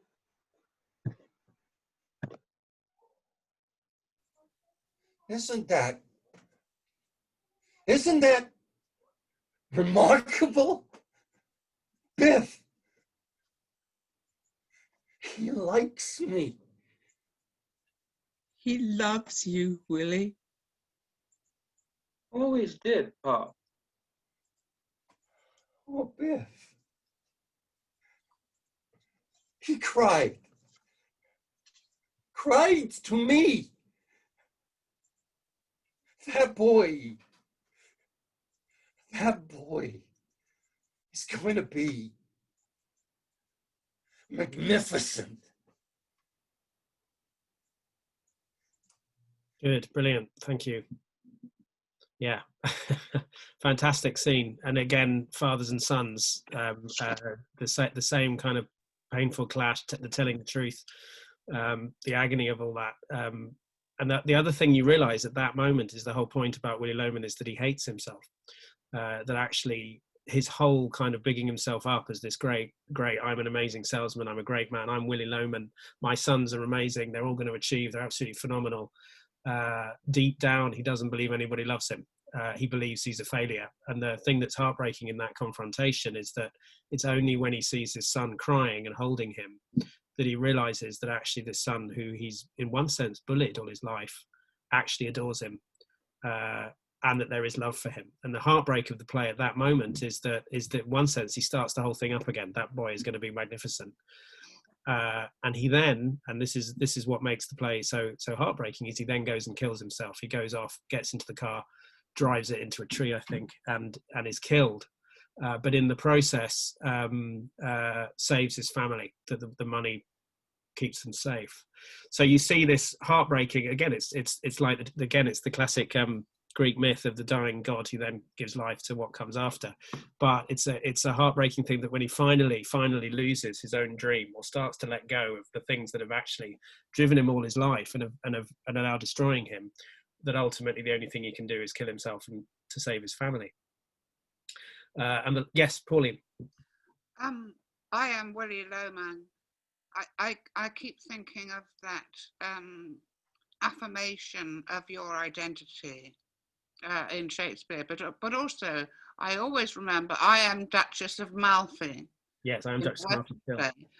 That you get that very often in Renaissance drama, where the character is affirming their identity, that I am important.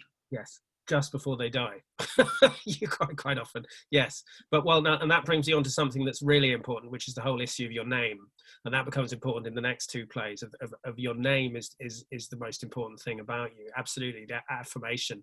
And again, it's that I don't know if you know the point that Willy Loman makes earlier when he's talking to Howard about reliance, self-reliance, which is of course the famous, I think it's either Thoreau or Emerson, and that was a big element of American idea of self-reliance. And this is very much the reason why the Republic, the right wing in America, when they resist the existence of a state doing it for you, the best argument for it, this is why Kerouac, for instance, famously always voted Republican, was that you should be responsible for yourself.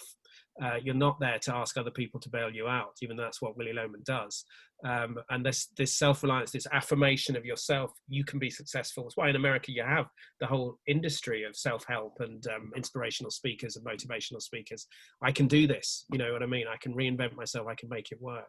The land of opportunity. And also, these I was thinking Thatcher saying there was no such thing as society. Well, interestingly, the full line was actually there's no such thing as society. There's families and there are individuals, and that's again the idea. The family unit was the full quote. That's the left wing and the right wing. The idea that the left feels that society has a responsibility to each other. The right believes that families and the individuals are the ones who have the responsibility. And that's again the clash in the plays. And here he's got a character being destroyed by that civilization, but he also upholds it. Do you know what I mean? Mm-hmm. So the last scene we see in it is the coda, the requiem after he's dead, and this is the funeral. Take it away.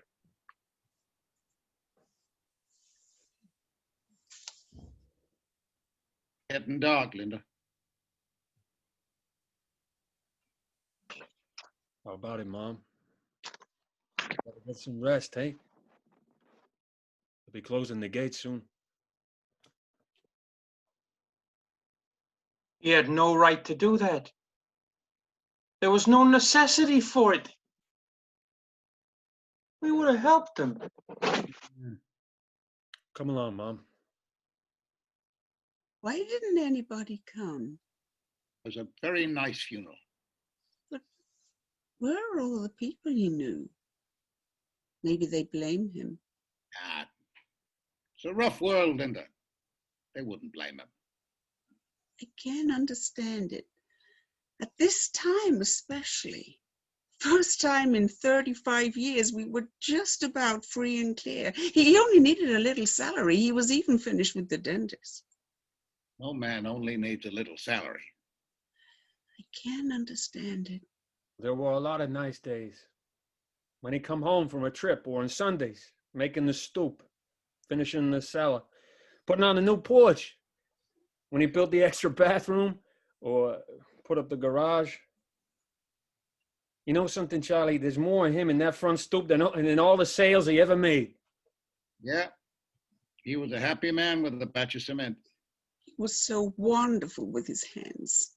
He had the wrong dreams. All wrong. Don't say that. He never knew who he was. Nobody cast blame this man. You don't understand. Willie was a salesman.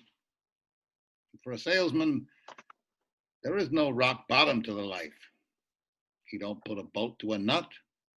He don't tell you the law or give you medicine. He's a man way out there in the blue, riding on a smile and a shoe shine. When they start not smiling back, that's an earthquake. Then you get yourself a couple of spots on your hat and you're finished. Nobody dares blame this man. A salesman has got a dream. Boy, it comes with the territory. Charlie, the man didn't know who he was. Don't say that. Why don't you come home with me, Happy? I'm not licked that easy. I'm staying right in this city, and I'm gonna beat this racket. The Lohman brothers. I know who I am, kid. All right, boy. I'm gonna show you and everyone else that Willie Lohman did not die in vain. He had a good dream. It's the only dream you can have to come out #1 man. He fought it out here, and this is where I'm gonna win it for him. Let's go, Mom. I'll be with you in a minute. Go on, Charlie. I want to, just for a minute. I never had a chance to say goodbye. Charlie moves away, followed by Happy. Biff remains a slight distance up and left of Linda. She sits there, summoning herself. Forgive me, dear. I can't cry. I don't know what it is, but I can't cry. I don't understand it. Why did you ever do that? Help me, Willie. I can't cry. It seems to me that you're just on another trip. I keep expecting you. Willie, dear, I can't cry. Why did you do it? I search and search and I search and I can't understand it, Willie. I made the last payment on the house today. Today, dear. And there'll be nobody home. We're free and clear. We're free. We're free. We're free. Beautiful. Thank you very much. It's a lovely. I actually remember seeing a production of Death of a Salesman at the Royal Exchange when I was a teenager with Trevor Peacock playing Willie Lohman, and I remember finding that scene absolutely heartbreaking. And it's a beautiful, beautiful scene, and tragic because you do realise that there was love for him, but he didn't know. He didn't know. So yeah, an amazing, amazing piece of work. Yes, Pauline. It just struck me, beautifully acted there by the wife. She can't understand why he killed himself. And the last thing she says to him, apart from "I can't cry," is that I made the last payment on the house. Mm. And so the whole of Willie Lohman's life is like summed up by the achievement of some kind of capitalist achievement that, you know, he's paid off the mortgage on his house. So there was no reason for him to kill himself because he'd achieved that. Yes, that's right. Absolutely. Well, so I think Miller is always asking us to ask the question, or to make the kind of conclusion that here is a character who thought, he believed in the American dream, and part of the American dream was to own your own property. And the awful thing at the end is the wife talks about the mortgage. Yeah. And that's what breaks my heart. Yeah, it's beautiful. And the idea of this house that they've wanted all their life and now it's going to be empty. There's no one to share it with. No, absolutely. Chris, you wanted to say something? Yeah, one of the things that's always struck me about Miller is that he was writing at a time when the frontier myth, which is a foundational myth of the United States, remember that the frontier was only declared closed in 1903, which is very extraordinary. But it was the coming to terms with the end of that frontier myth. And there's that marvelous line about the salesman, about Willie Loman, out there in the wild blue yonder, with nothing but a shine and a shoe shine, a smile and a shoe shine. And that was, and it seems that everything is about settling down and the end of this myth, the end of the ability to be able to achieve the homestead, to achieve I mean, there's the stuff about the building of the ports, that the creation of this homestead. And somehow, with the end of the end of the Second World War, that this myth has somehow being shown to be kind of over, not exactly empty, but as the frontier was closed in 1903, come on guys, we've got to realize that things have fundamentally changed. Yeah. We are not there anymore. And that's so strong in Miller. Yeah, well, I think that's the interesting thing. You could also say that the thing about the Second World War, what happened after the Second World War, is that America having conquered America, because America until the First World War and Wilson didn't want to be a world player. It wanted to just be America. And it was Wilson who made America, you know, found the League of Nations, but he founded the League of Nations and then Congress said we don't want to join. So, and it was a real struggle for him to get everybody involved with the First World War, and the same thing with Roosevelt getting America involved with the Second World War. So after the Second World War, it was then about conquering the world, you could argue. It was about going out of America and you know, because the frontier was actually shut. The American frontier was shut, and so the rest of the world was kind of where the frontier is now. But the point now is that, and I think this is what the chaos that America is struggling with at the moment, with the whole Trump thing, is having done Iraq, having done Libya and all that, and the chaos of that's gone. That's failed. The idea of going out and conquering. So what do you do now? What does America do now? And at the moment, it's turning against itself in that sense. Edmund, do you want to quickly say something? Yes, I was saying what you're saying, what Chris is saying about the frontier myth. You know, the equivalent on this side of the Atlantic is the end of empire. It's very simple. Exactly. And now we don't know what to do with ourselves, you know, so it's the same. Well, that brings us, all of this brings us nicely to the Crucible, which is about the founding myth of America, again, going all the way back. The two things I think there's three things I think are remarkable about the Crucible. First of all, it's a fantastic play.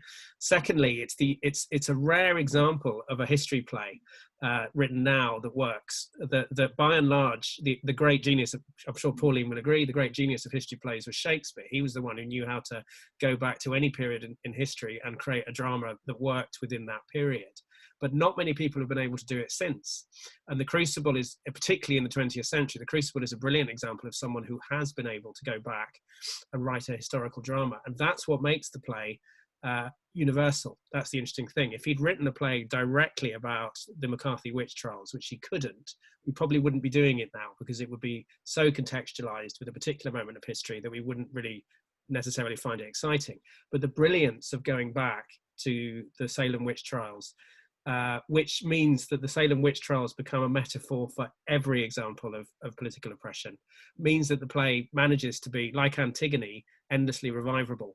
And there was a very famous production, I remember Brian Cox taking it to the Soviet Union, I think it was, during Glasnost, which was famous. Everyone got incredibly excited about it. It's still a play which is about trying to stand up for what's right, and it's the odd man out in one sense of these four plays, in that it is a period play, and it's not about a nuclear family in quite the same way.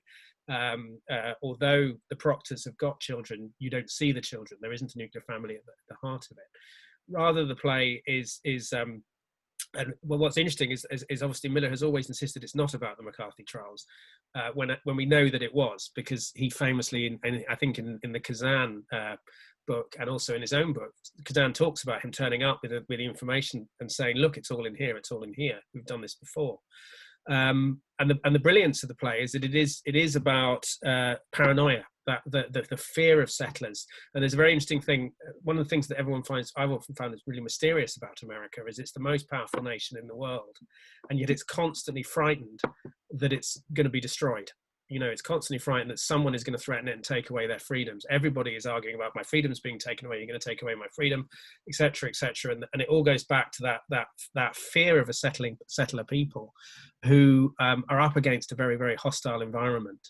And therefore, at any point, things can be taken away from you. And the whole thing about defending your homestead with a gun makes perfect sense if you think that you had to back in many whole periods of like the Wild West. If 4 people with guns came and took your homestead, you needed a gun to defend yourself with it. So that right to be able to protect your family, again, which goes back to what William Oman and Keller's are all about, is at the heart of it. This fear of vulnerability, of being taken down, and the need to be strong. So everyone knows pretty much the story of the Crucible, and what we're actually going to focus on, we're not going to do a complete look at the play. We're going to look at I want to look at the last act. So just if those of you who don't know the Crucible, if such a person exists, the play is set during the famous Salem witch trials, where it was a very theocratic, religious Puritan community, where the only book that was read was the Bible, and everyone was eking out their existence on the fringe of New England. They were frontiers people. And at a certain point, this deeply religious community exploded with this neurosis that they believed that witches were suddenly afoot. And it became like a mental illness, that the community started endlessly everyone started to accuse each other, and witches were everywhere, and all sorts of people, ecclesiastical courts went in, people were arrested and hung. And in the play, it starts with 3 young women who are about to be exposed for dancing around naked in the woods. So they decide to accuse people of witchery. And suddenly the woman at the heart of it, young Abigail, becomes the kind of leader of the court, as it were. And people are accused, and chaos erupts. And this madness spreads across the community. And the only figure who can stand against it is the reluctant hero, which is John Proctor, who is just a farmer, and he's the one, it's all based on history, who becomes, without meaning to be, the center of the resistance to the witch trials.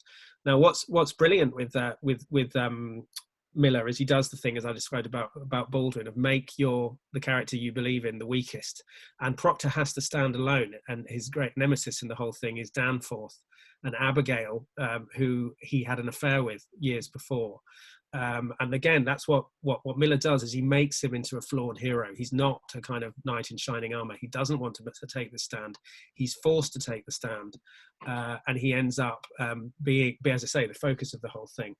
So the 2 scenes we're going to see at the end, and the reason why these are important is, again, what he's created in the play is this religious settler landscape, which is actually, as Chris was talking, goes back even earlier than the cowboys in the Wild West. Hard work, farming people who have families that have community comes together, but also the families have pulled themselves through all the hardship. In the scenes that we're about to look at, this is right at the end of the play, where Proctor's attempt to overturn the courts has failed, and he and a load of other people are now in prison, and they're desperate to get them to confess, because the actual energy of the witch trials are starting to fail. And Proctor has been in prison for months now, and his wife has also been in prison because she's been accused of being a witch. But because she's pregnant, they're not going to execute her. They first want her to have her child before they're not going to kill the child.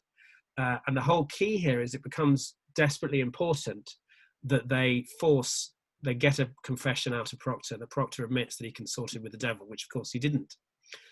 Because if he, as the ringleader, surrenders, then all the others will too. So the first scene we see is between Elizabeth and another character, which is probably one of my favourite characters in the play, which is Reverend Hale. And the point about Hale is that he's the first inquisitor, as it were, the first one to come and start investigating the witch trials. And the brilliance of this character is that he's an idealist. He's actually a good man. He's a religious man. He's an intelligent man. He's a humane man. And he starts the process of the investigations. And then when Danforth comes in, who becomes the relentless judge, Hale starts to realise the whole thing has gone badly wrong. And he starts to try and stop the court himself, but he can't do it. And in this scene, he's trying to save the lives of the people who are refusing to confess by persuading them to confess. He's basically, and he knows he's forcing them to lie because he knows they're all innocent, but the only way he can save their lives is to get them to confess. And in this scene, he tries to persuade Elizabeth Proctor, who is Proctor's wife, to persuade her to make Proctor confess. Take it away. Goody Proctor, your husband is marked to hang this morning. I've heard it. You know you do you not, that I have no connection with the court. I come of my own, Goody Proctor. I would save your husband's life. If he is taken, I count myself his murderer. Do you understand me? What do you want of me? Goody Proctor, I have gone this 3 month like our Lord into the wilderness. I have sought a Christian way, for damnation is doubled on a minister who counsels men to lie. It is no lie. You cannot speak of lies. It is a lie. They are innocent. No more. No more. I'll hear no more of that. Let you not mistake your duty as I mistook my own. I came into this village like a bridegroom to his beloved, bearing gifts of high religion. The crowns of holy law I brought, and what I touched with my bright confidence, it died. And where I turned the eye of my great faith, blood flowed up. Beware, Goody Proctor, cleave not in faith where faith brings blood. It is mistaken law that leads you to sacrifice. Life, woman, life is God's most precious gift. No principle, however glorious, may justify the taking of it. I beg you, woman, prevail upon your husband to confess. Let him give his lie. Quail not before God's judgment in this, for it may well be God's damn a liar, less than he throws his life away for pride. Will you plead with him? I cannot think he will listen to another. I think that be the devil's argument. Good. Lovely. Thank you very much. It's a very simple scene, but what I love about that scene is again, it's the man of conscience. It's the man, and the beauty. I love plays where a character switches sides, where a character is transformed in such a way that they change and become a goodie, as it were. And he writes Hale as a kind of second hero in the whole thing. Is that to begin with, Hale is the one who you follow, and then gradually it becomes Proctor. Now, what struck me as I was listening to that is in the same way that the capitalism is being kind of put under periscope, under a microscope in the other plays. In this one, what Miller does is put a bomb under religion. Now, we know how powerful Christianity and particularly American evangelical religious thought is still as a political force in America. And what he's doing there is absolutely in the play blowing that up. Do you know what I mean? He's actually taking on a massive, literally sacred cow in America and arguing that it too can dissolve into chaos. It too can dissolve into corruption and oppression and all those different things. And we've got at the moment in America a very, very difficult situation where one section of the evangelical community is rejecting Trump, and the other section is absolutely believing that Trump is almost a Christ-like figure. There's these strange kind of religious images of Trump on crucifixes and stuff like that, trying to protect America from demonic forces. You've got that theological battle. You must have heard of QAnon, which believes that America is run by Satanist Democrats who abuse children and drink the blood of children, blah, blah, blah. So this story of the Crucible, which believes that society is awash with Satanism and needs to be stopped, still remains an archetype for America and a battle for the soul of it.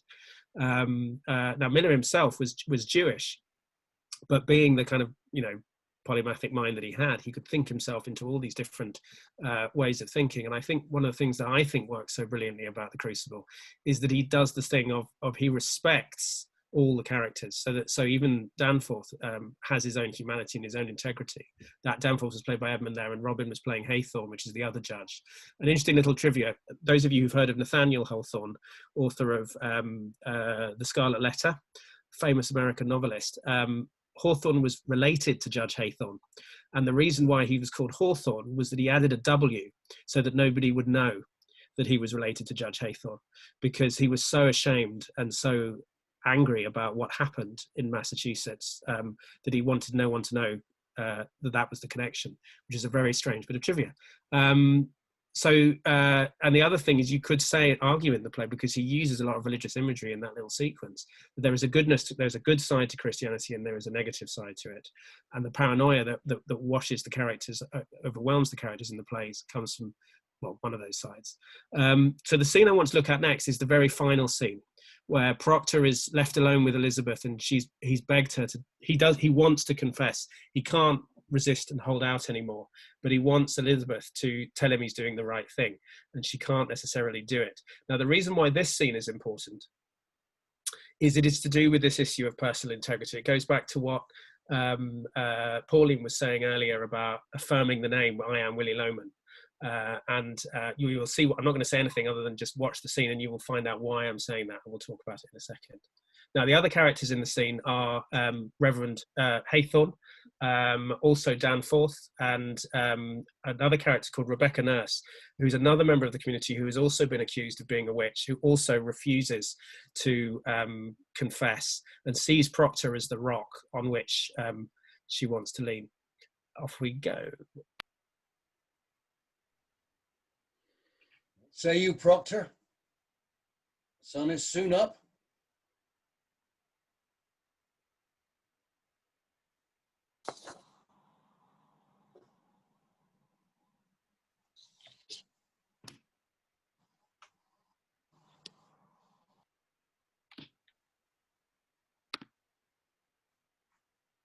I think that's Elizabeth line. Yeah. Sorry, I think I might have the wrong one. Which Sorry, it's the second scene. Scene 11. I have Proctor. It is pretense, Elizabeth. Oh, right, you've got the wrong. Sorry. Excuse me, everybody. Where have I? I have that one too. Yeah, I've got. You have to excuse me, everybody. I'm just going to have to. There's a later version of it, and I've sent the wrong version. I do apologise. Props. Well, shall I just get the... No, because they're quite different. So this is my fault. Hang on.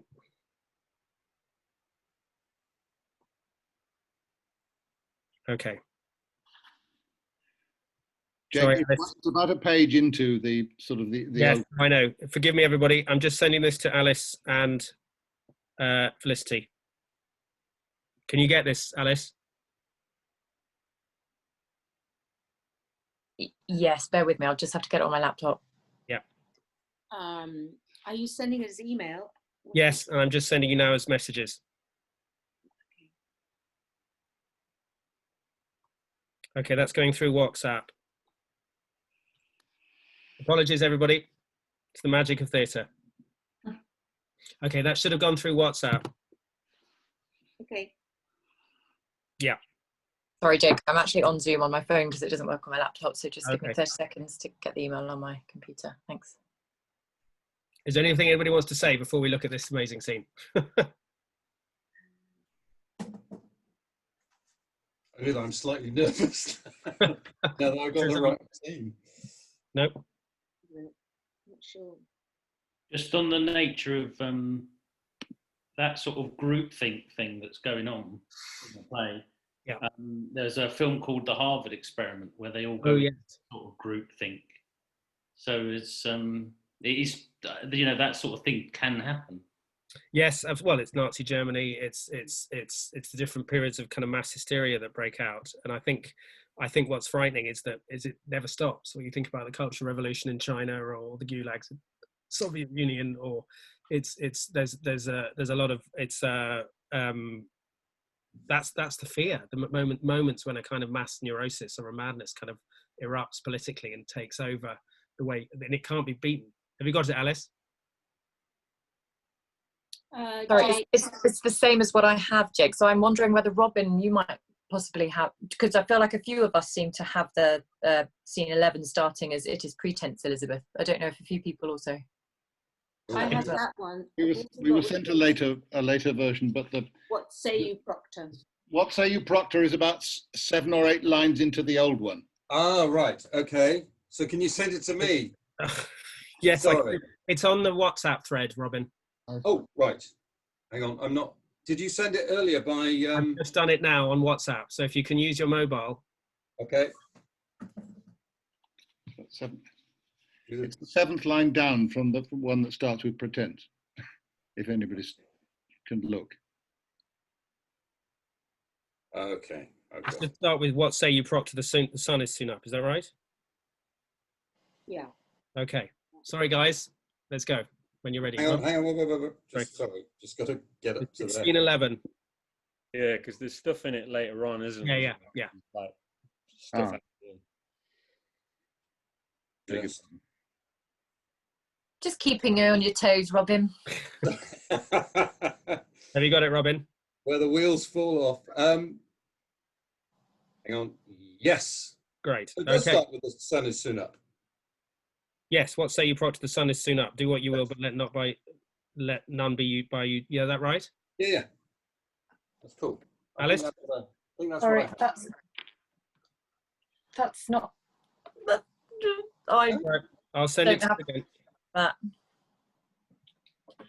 Have you also emailed it, Jake? Yes, I've also emailed it to you. But that's the version we're doing, the version that starts with "What say you, Proctor." Is that right? Yes.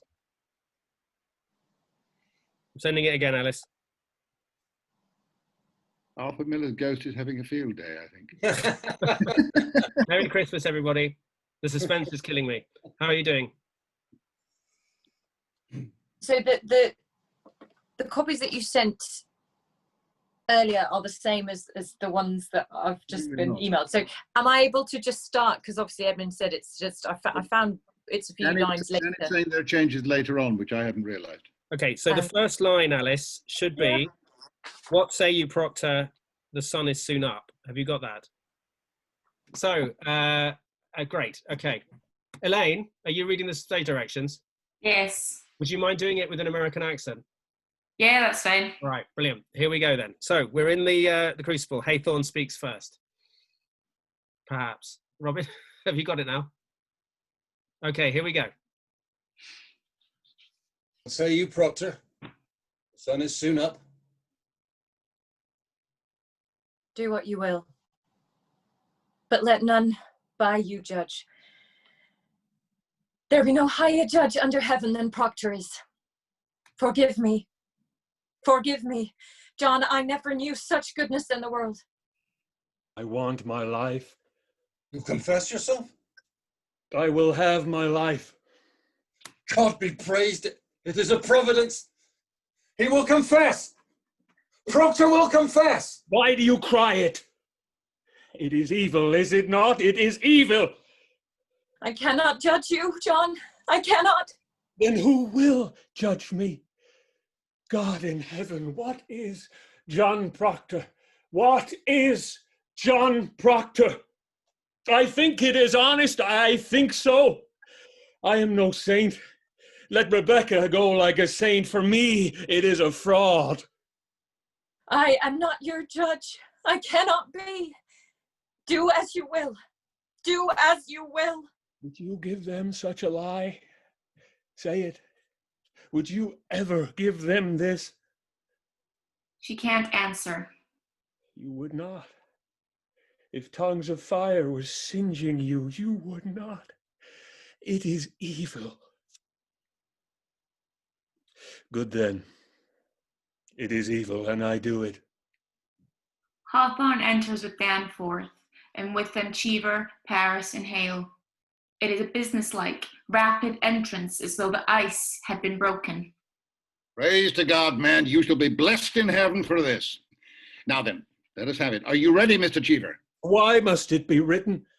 Why, for the good instruction of the village, mister. This we shall post upon the church door. Now then, mister, will you speak slowly and directly to the point for Mr. Cheever's sake? Mr. Proctor, have you seen the devil in your life? Come, man, there is light in the sky. The town waits at the scaffold. I would give out this news. Did you see the devil? I did. Praise God. And when he came to you, what were his demands? Did he bid you do his work upon the earth? He did. And you bound yourself to his service? Danforth turns as Rebecca and Willard enter. Ah, Rebecca Nurse, come in, woman. Ah, John. You were well then, eh? Courage, man, courage. Let her witness your good example that she may come to God herself. Now hear it, goody nurse. Say on, Mr. Proctor. Did you bind yourself to the devil's service? Why, John. I did. Now, woman, you surely see it profit nothing to keep this conspiracy any further. Will you confess yourself with him? Oh, John, God send his mercy on you. Take her out. I say, will you confess yourself, goody nurse? Why, it is a lie. It is a lie. How may I damn myself? I cannot. Mr. Proctor, when the devil came to you, did you see Rebecca Nurse in his company? Come, man, take courage. Did you ever see her with the devil? No. Did you ever see anyone with the devil? I did not. Proctor, you mistake me. I am not empowered to trade your life for a lie. You have most certainly seen some person with the devil, Mr. Proctor. A score of people have already testified they saw this woman with the devil. Then it is proved. Why must I say it? Why must you say it? Why, you should rejoice to say, if your soul is truly purged of any love for hell. They think to go like saints. I like not to spoil their names. Mr. Proctor, do you think they go like saints? This woman never thought she'd done the devil's work. Look you, sir. I think you mistake your duty here. It matters nothing what she thought. She is convicted of the unnatural murder of children, and you of sending your spirit out upon Mary Warren. Your soul alone is the issue here, mister, and you will prove its whiteness, or you cannot live in a Christian country. Will you tell me now what persons conspired with you in the devil's company? To your knowledge, was Rebecca Nurse? I speak my own sins. I cannot judge another. I have no tongue for it.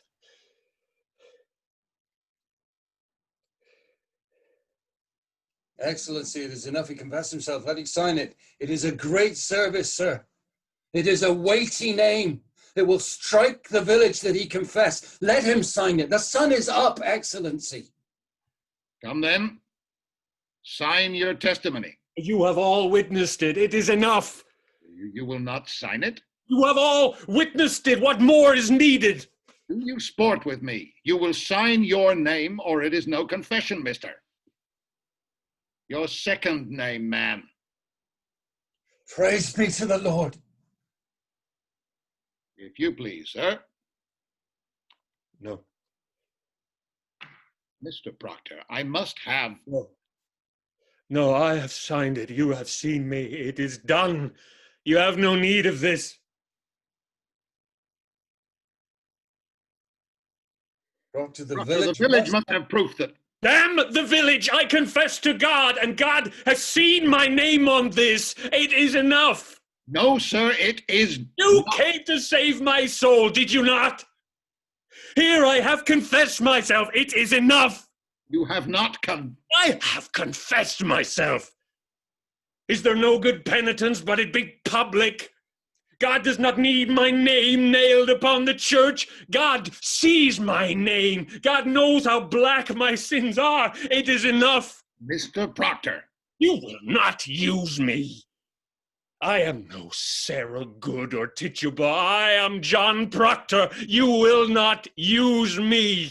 I do not wish to use. I have 3 children. How may I teach them to walk like men in the world? And I sold my friends. You have not sold your friends. Beguile me not. I blacken all of them with this is nailed to the church the very day they hang for silence. Mr. Proctor, I must have good and legal proof that you... You are the High Court. Your word is good enough. Tell them I confess myself. Say Proctor broke to his knees and wept like a woman. Say what you will, but my name cannot. It is the same, is it not? If I report it or if you sign to it. No, it is not the same. What others say and what I sign to is not the same. Why?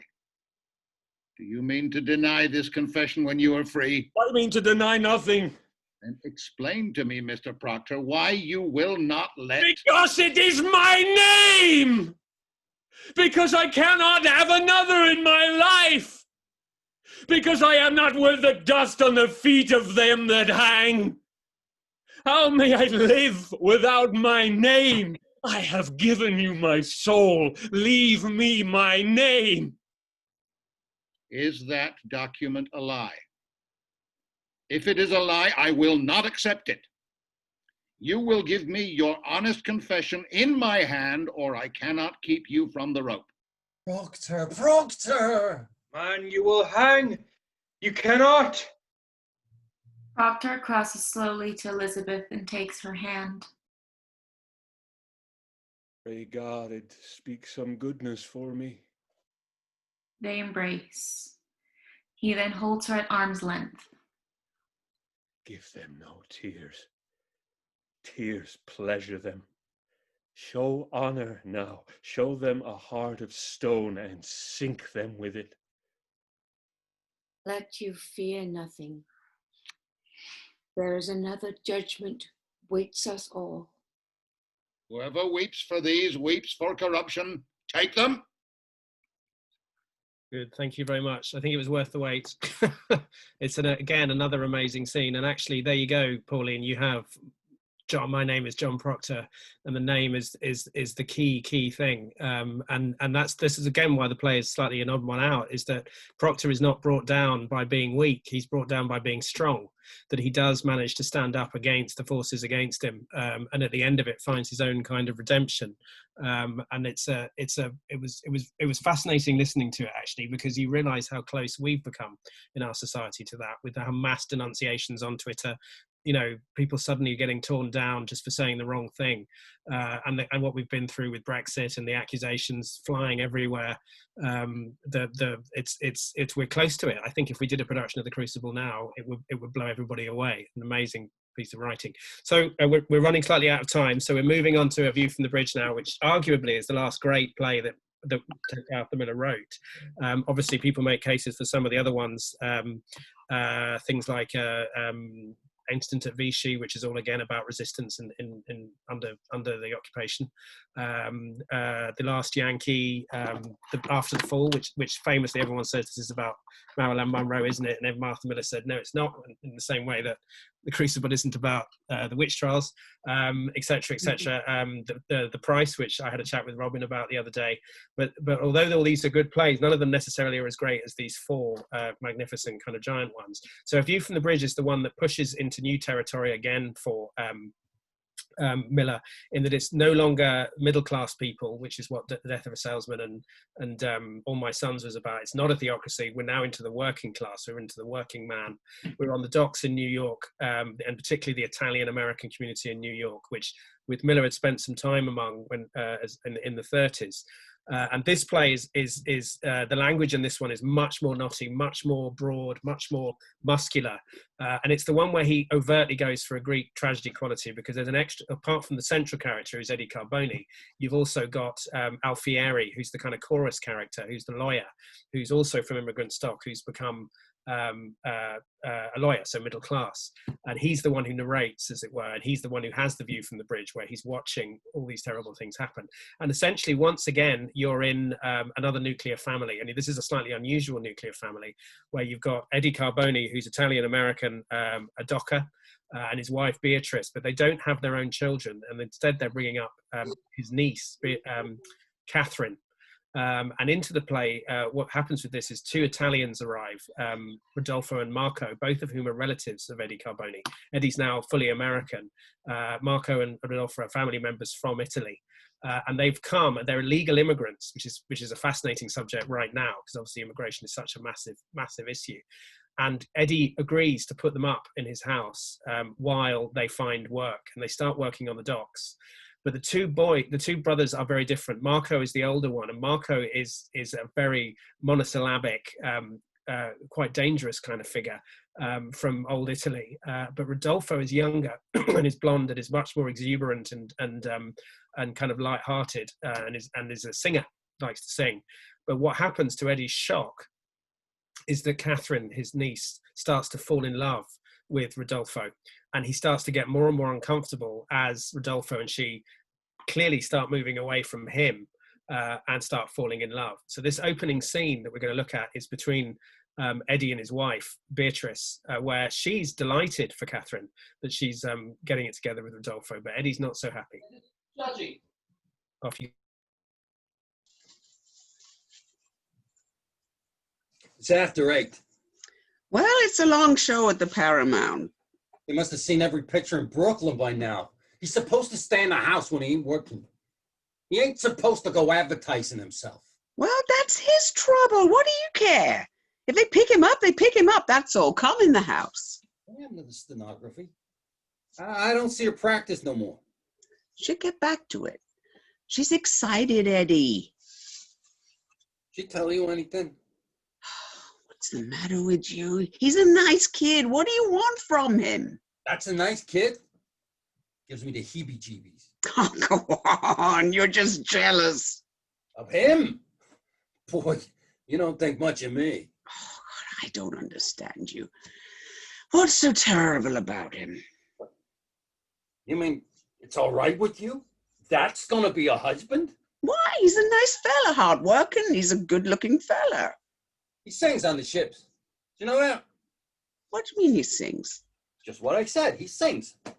Right on the deck. All of a sudden, a whole song comes out of his mouth with motions.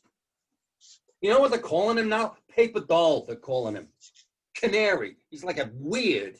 Comes out on the pier. 1, 2, 3. It's a regular free show. Well, he's a kid. He don't know how to behave himself yet. With that wacky hair. He's like a chorus girl or something. So he's blonde. So? I just hope that's his regular hair. That's all I hope.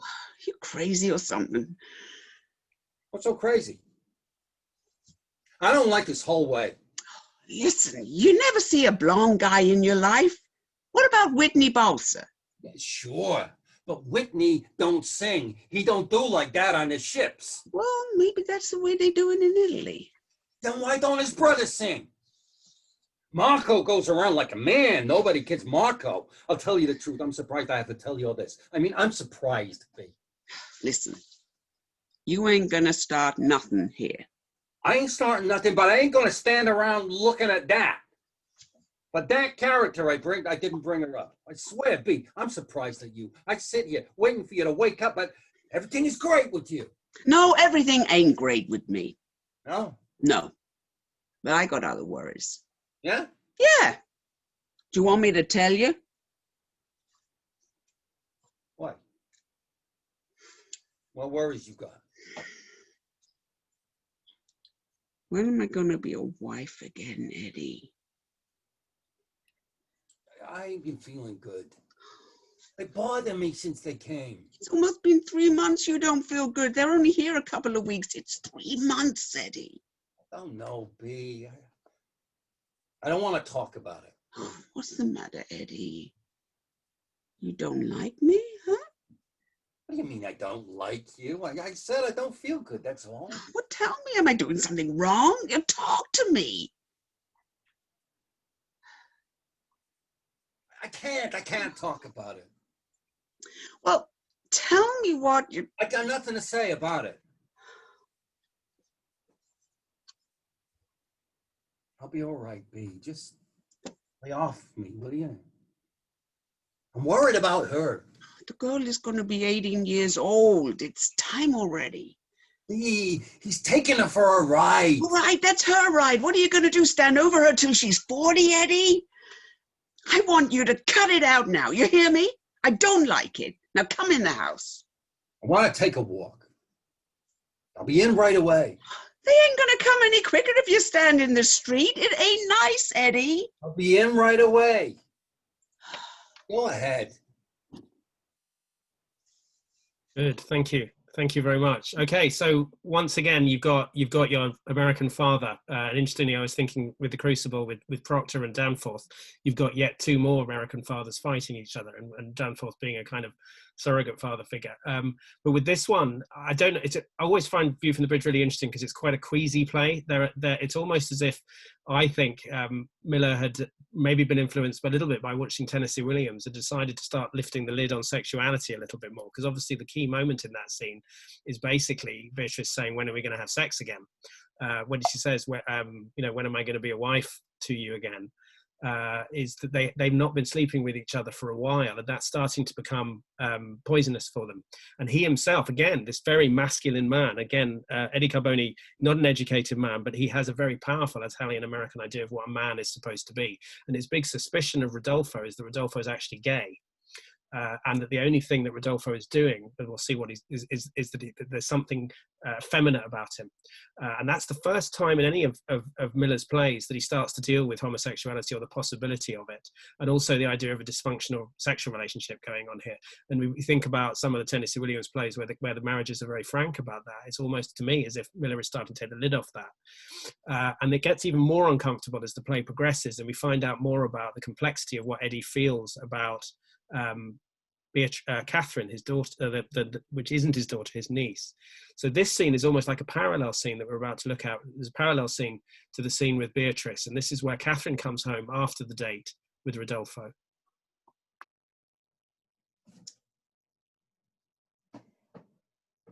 You like him, Katie? Yeah, I like him. You like him? Yeah. What do you got against him? I don't understand. He only blesses you. Don't bless me, Katie. He does. You're like a father to him. Katie. What, Eddie? Gonna marry him? I don't know. We just been going around, that's all. What do you got against him, Eddie? Please tell me what. He don't respect you. Why?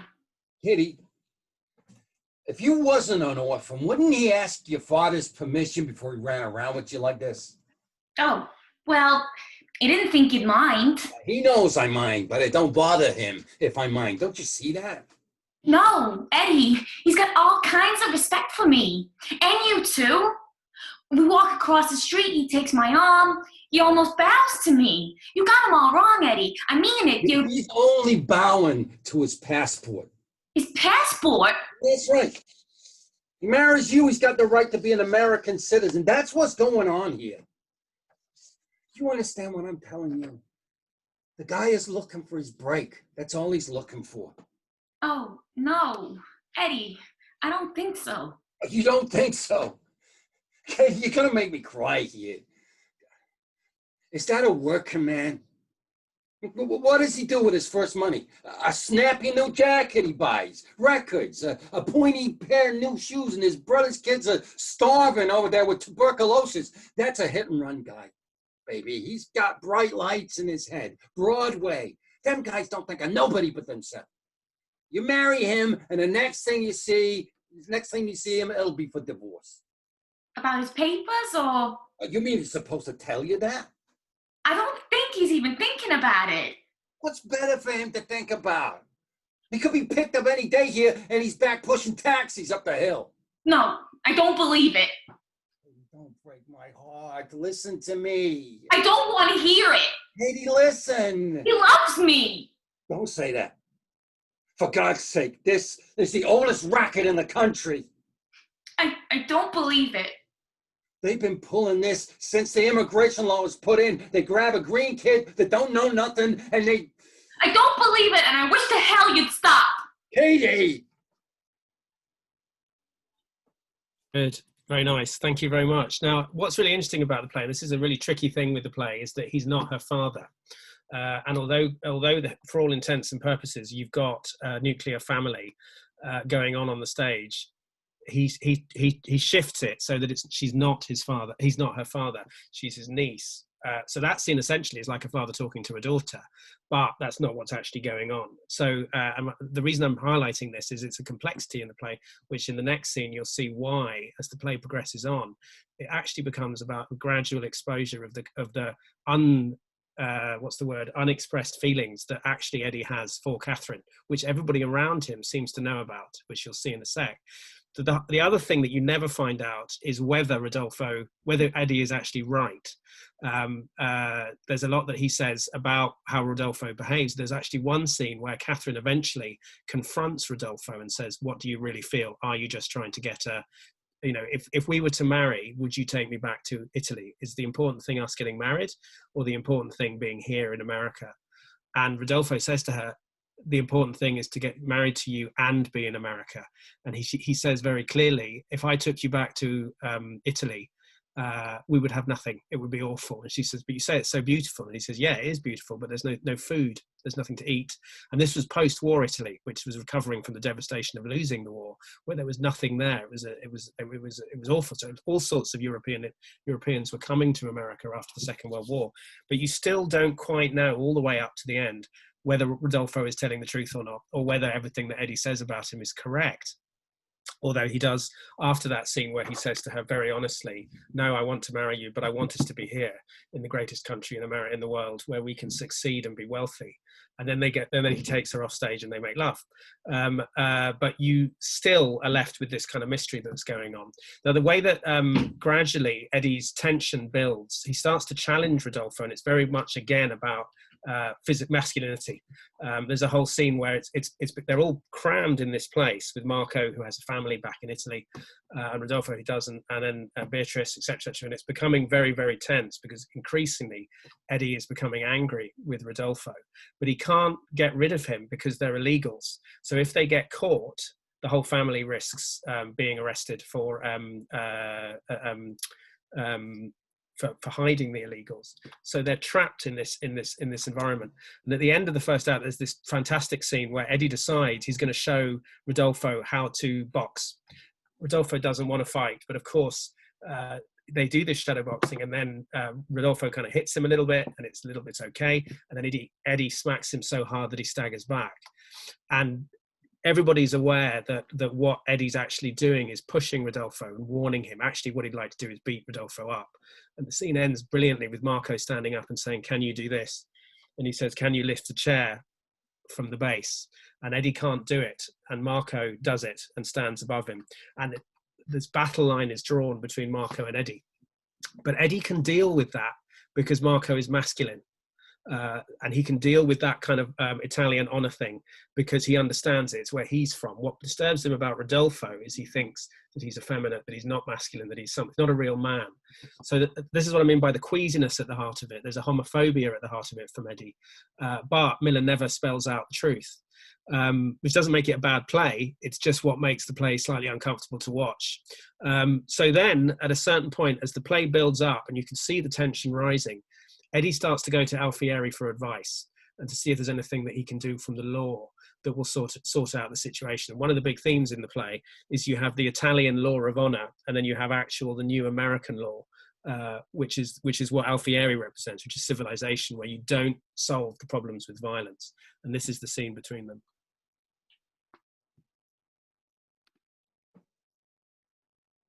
Eddie,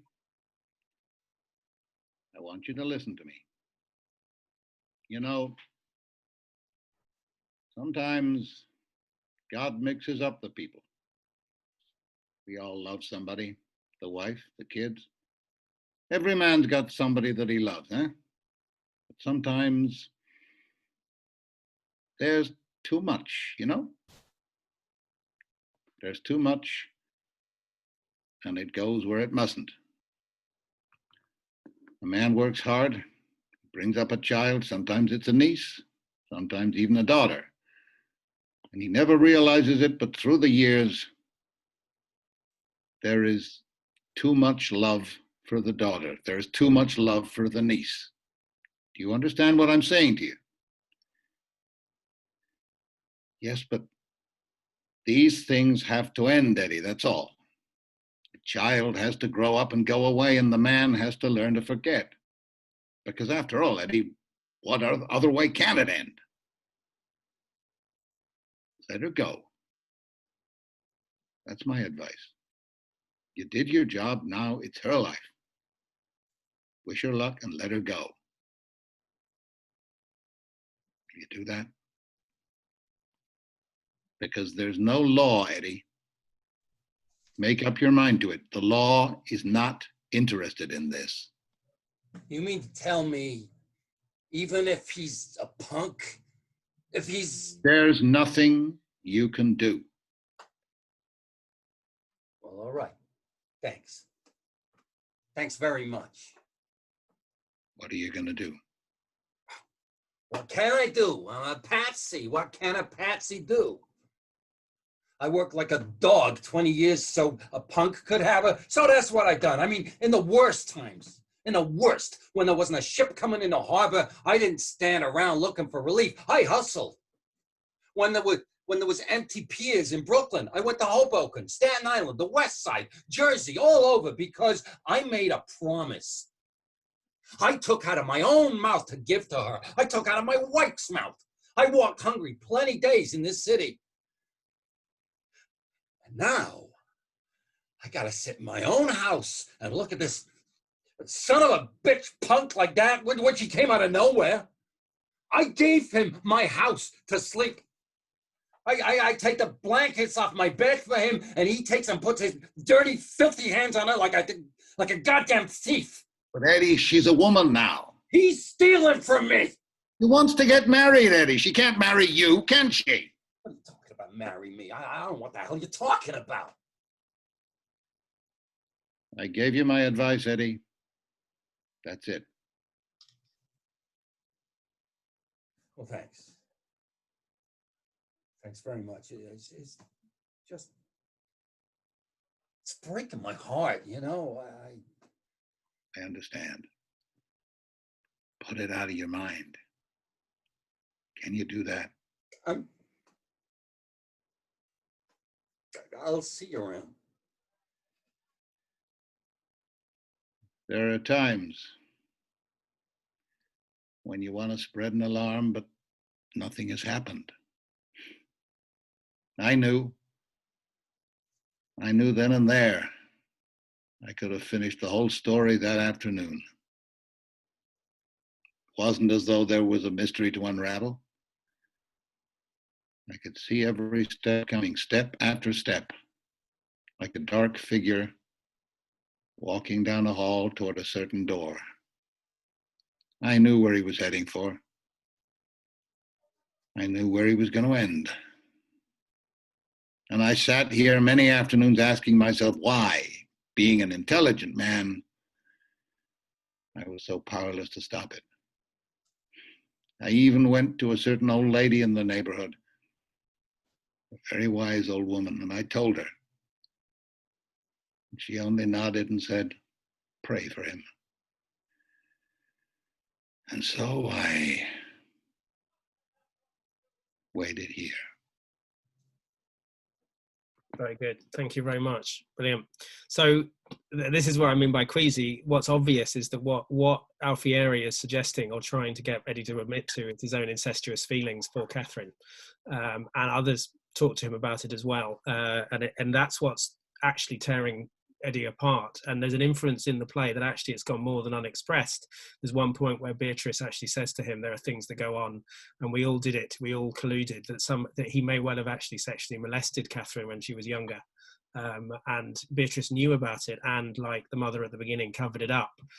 So it's, again, you're back to these dark secrets at the heart of nuclear families.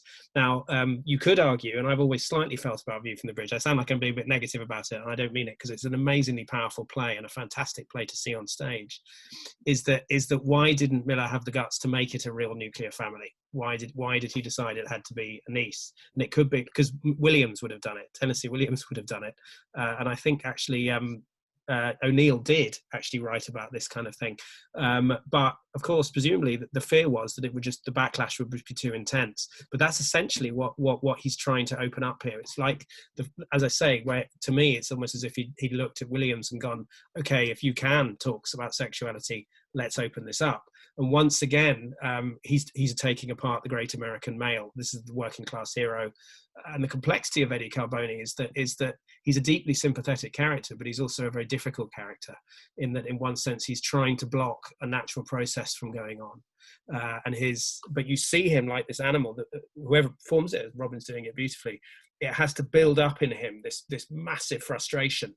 And eventually he does what he would never do under any other circumstances, and he actually informs on Rodolfo and Marco, so they get arrested. That's the only way he can find to end the try and destroy the relationship that's budding between him and Catherine and Rodolfo.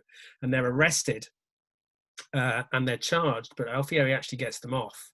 But at that moment, they all know that that's what Eddie's done, that although he tried to cover his tracks, they know that he's betrayed them. There's quite an interesting story here that apparently after the McCarthy witch trials, when he'd written The View from the Bridge, Arthur Miller sent this script to Elia Kazan, who's the great director who did inform on people in the McCarthy trials, but Miller didn't. And apparently they spoke on the phone or something like that, and Kazan had read it and said, I'd be honored to direct it, thank you for sending it to me. And Miller apparently said, no, you misunderstand me, I'm not sending it for you to direct it, I'm sending it so you know what I feel about stool pigeons. Which was a bit of a blow. I don't think they worked together again after that. But what's again brilliant about it is if he hated Eddie Carboni, he still makes him a tragic figure. There's still something extraordinary about him. There's still a titanic kind of power to him. And in the very last scene where it all comes down on him, where Marco is released and Marco comes to kill him, he suddenly becomes, strangely enough, becomes not dissimilar to John Proctor in a different way. Here's the scene.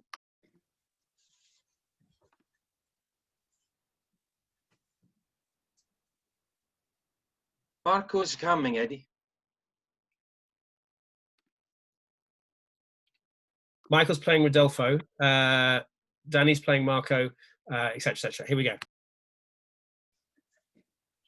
Marco's coming, Eddie. He's praying in the church, you understand?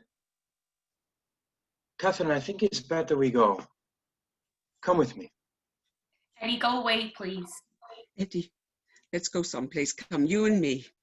I don't want you to be here when he comes. I'll get your coat. Where? Where am I going? This is my house. Oh, what's the use of it? He's crazy now. You know the way they get. What good is it? You got nothing against Marco. You always liked Marco. I got nothing against Marco, which he called me a rat in front of the whole neighborhood, which he said I killed his children. Where you been? It's my fault, Eddie, everything. I wish to apologize. It was wrong that I do not ask your permission. I kiss your hand.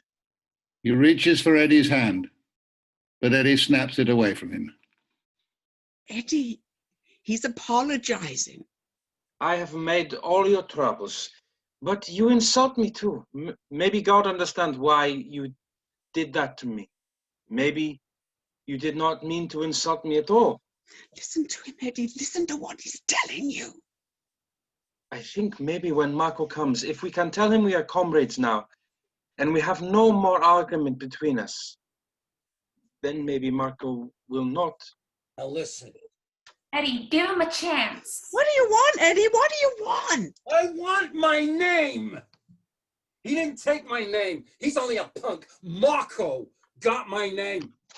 And you can run tell him, kid, that he's going to give it back to me in front of the neighborhood, or we have it out. Come on, where is he? Take me to him. Eddie, listen. I heard enough. Come on, let's go. Only blood is good.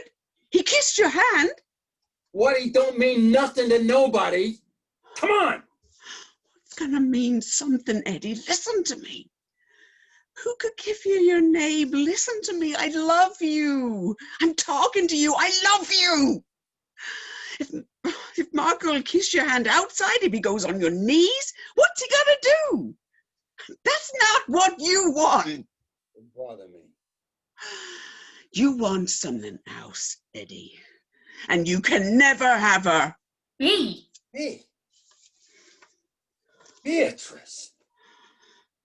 The truth is not as bad as blood, Eddie. I'm telling you the truth. Tell her goodbye forever. That's what you think of me?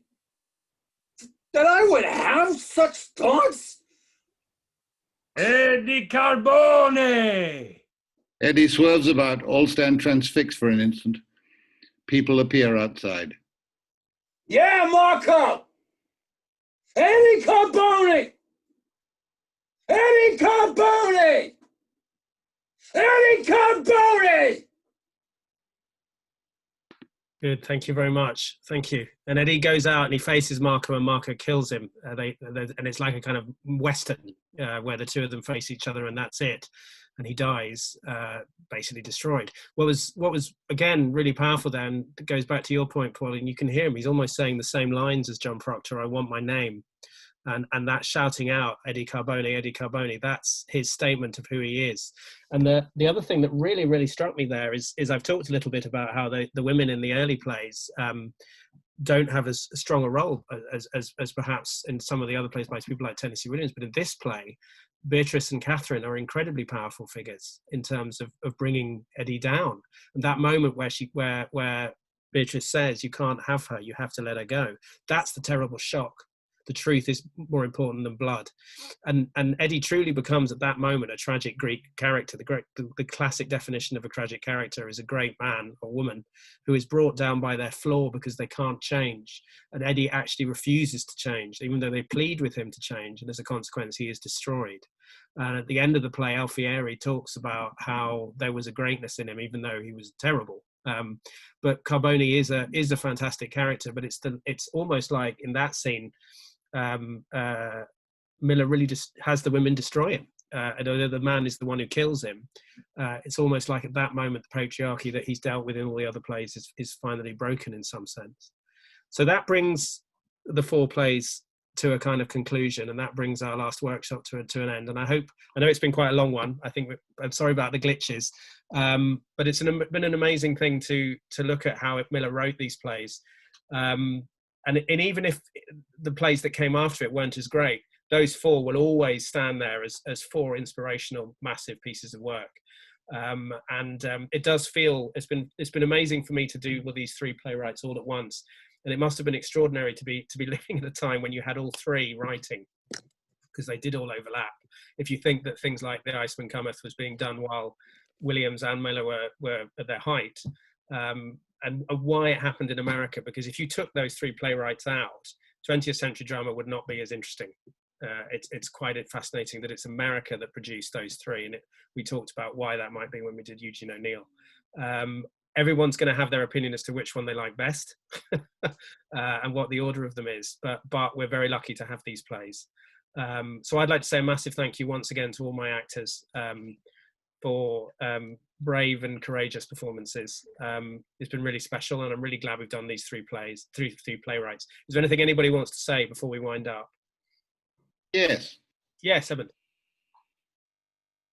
Happy Christmas. Happy Christmas, yes. Happy Christmas to everybody. Happy Christmas. I've lost camera for some reason, but happy Christmas, everybody. That's okay. Does anybody else want to say anything? Yes, please. Yes, please. Go on, Pauline. Yeah. I wasn't here last week because I couldn't get into the Tennessee Williams.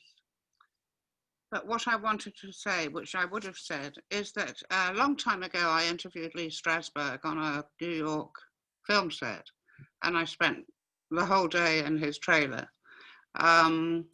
interviewing him. And one of the things I asked him was what he thought of Tennessee Williams, or rather what Tennessee Williams had thought of him.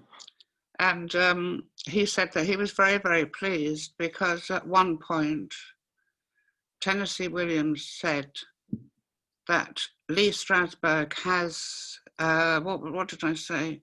Oh, that's right. It was, I've still got the tape,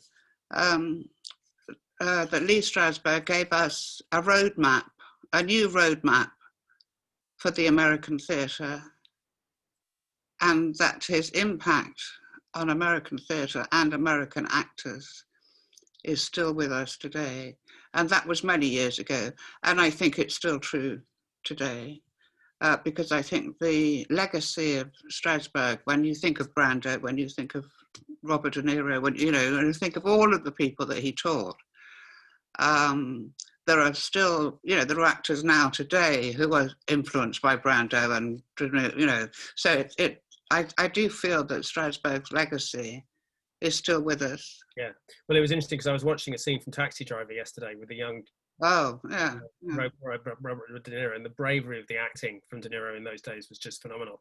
And I do think that again, as well as Strasberg, it's the legacy of these playwrights who did show how you can write plays which absolutely engage with the world that we live in. And I do wish playwrights really aspire to do that, and I think there are playwrights who are doing that still. The one thing that we haven't looked at, and I just want to, and I'm considering whether it's something that we should do, is of course the other great playwrights of the Second World War were the African American ones. Plays like Raisin in the Sun by Lorraine Hansberry, and Blues of Mr. Charlie and the Amen Corner by James Baldwin, and August Wilson and the amazing cycle of plays he wrote.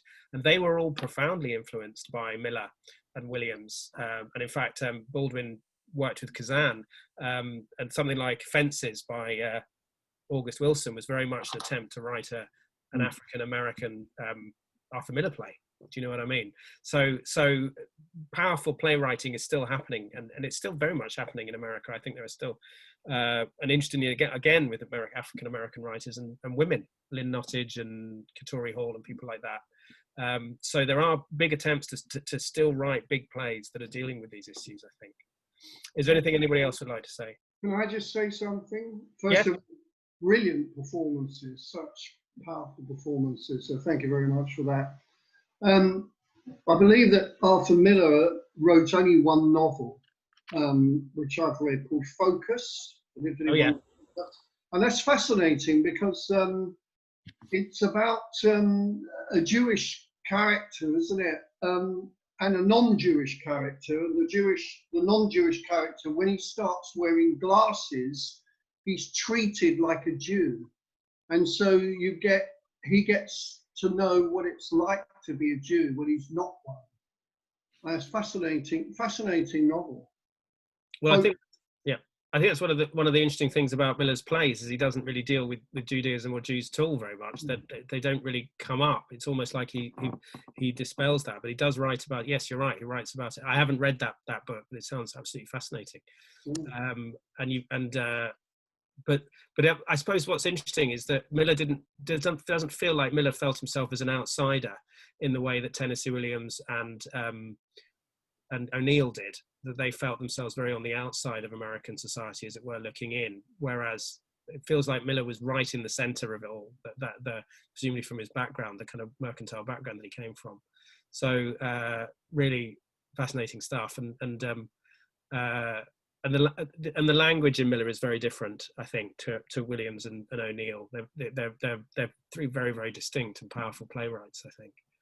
One last comment from anybody, and then we can sign off. And anybody wants to say anything else? Well, just to thank everybody.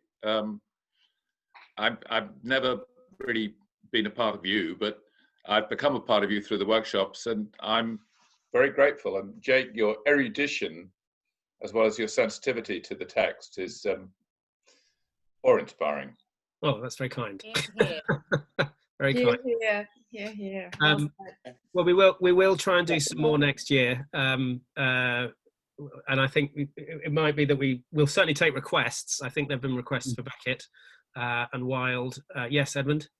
I just wanted to say from our end, it's been as it's been as good for us, I'd argue better, as good for us as it has been for anybody listening to it, because, you know, with no theatres open and no work to use, this has sort of kept us sort of alive and hopeful and you know, believing in our craft, which is a great boon to all of us actors. Absolutely. Yeah, well, thank you, everybody. I felt the same way. It's been great for me to go deep into these playwrights. Yes, Pauline. I just wanted to say thank you to you, Jake, and also to the actors. On these workshops, you are just amazing. Thank you. I'm just so impressed at the way that you can go straight into a scene without any build-up. You know, you haven't done the rest of the play beforehand, and you just capture this emotion and this tension and everything. I think you're just wonderful. So thank you. Thank you, Pauline. Well, listen, thanks to my wonderful actors, all of whom have been amazing throughout this. And I wish everybody a fantastic Christmas and amazing New Year. And may 2021 be a much better year than 2020, which has been a bit of a beast. Take care, everybody. And thank you so much, Jake and everyone. Happy Christmas. Bye, everyone. Take care. Bye. Everybody, happy Christmas.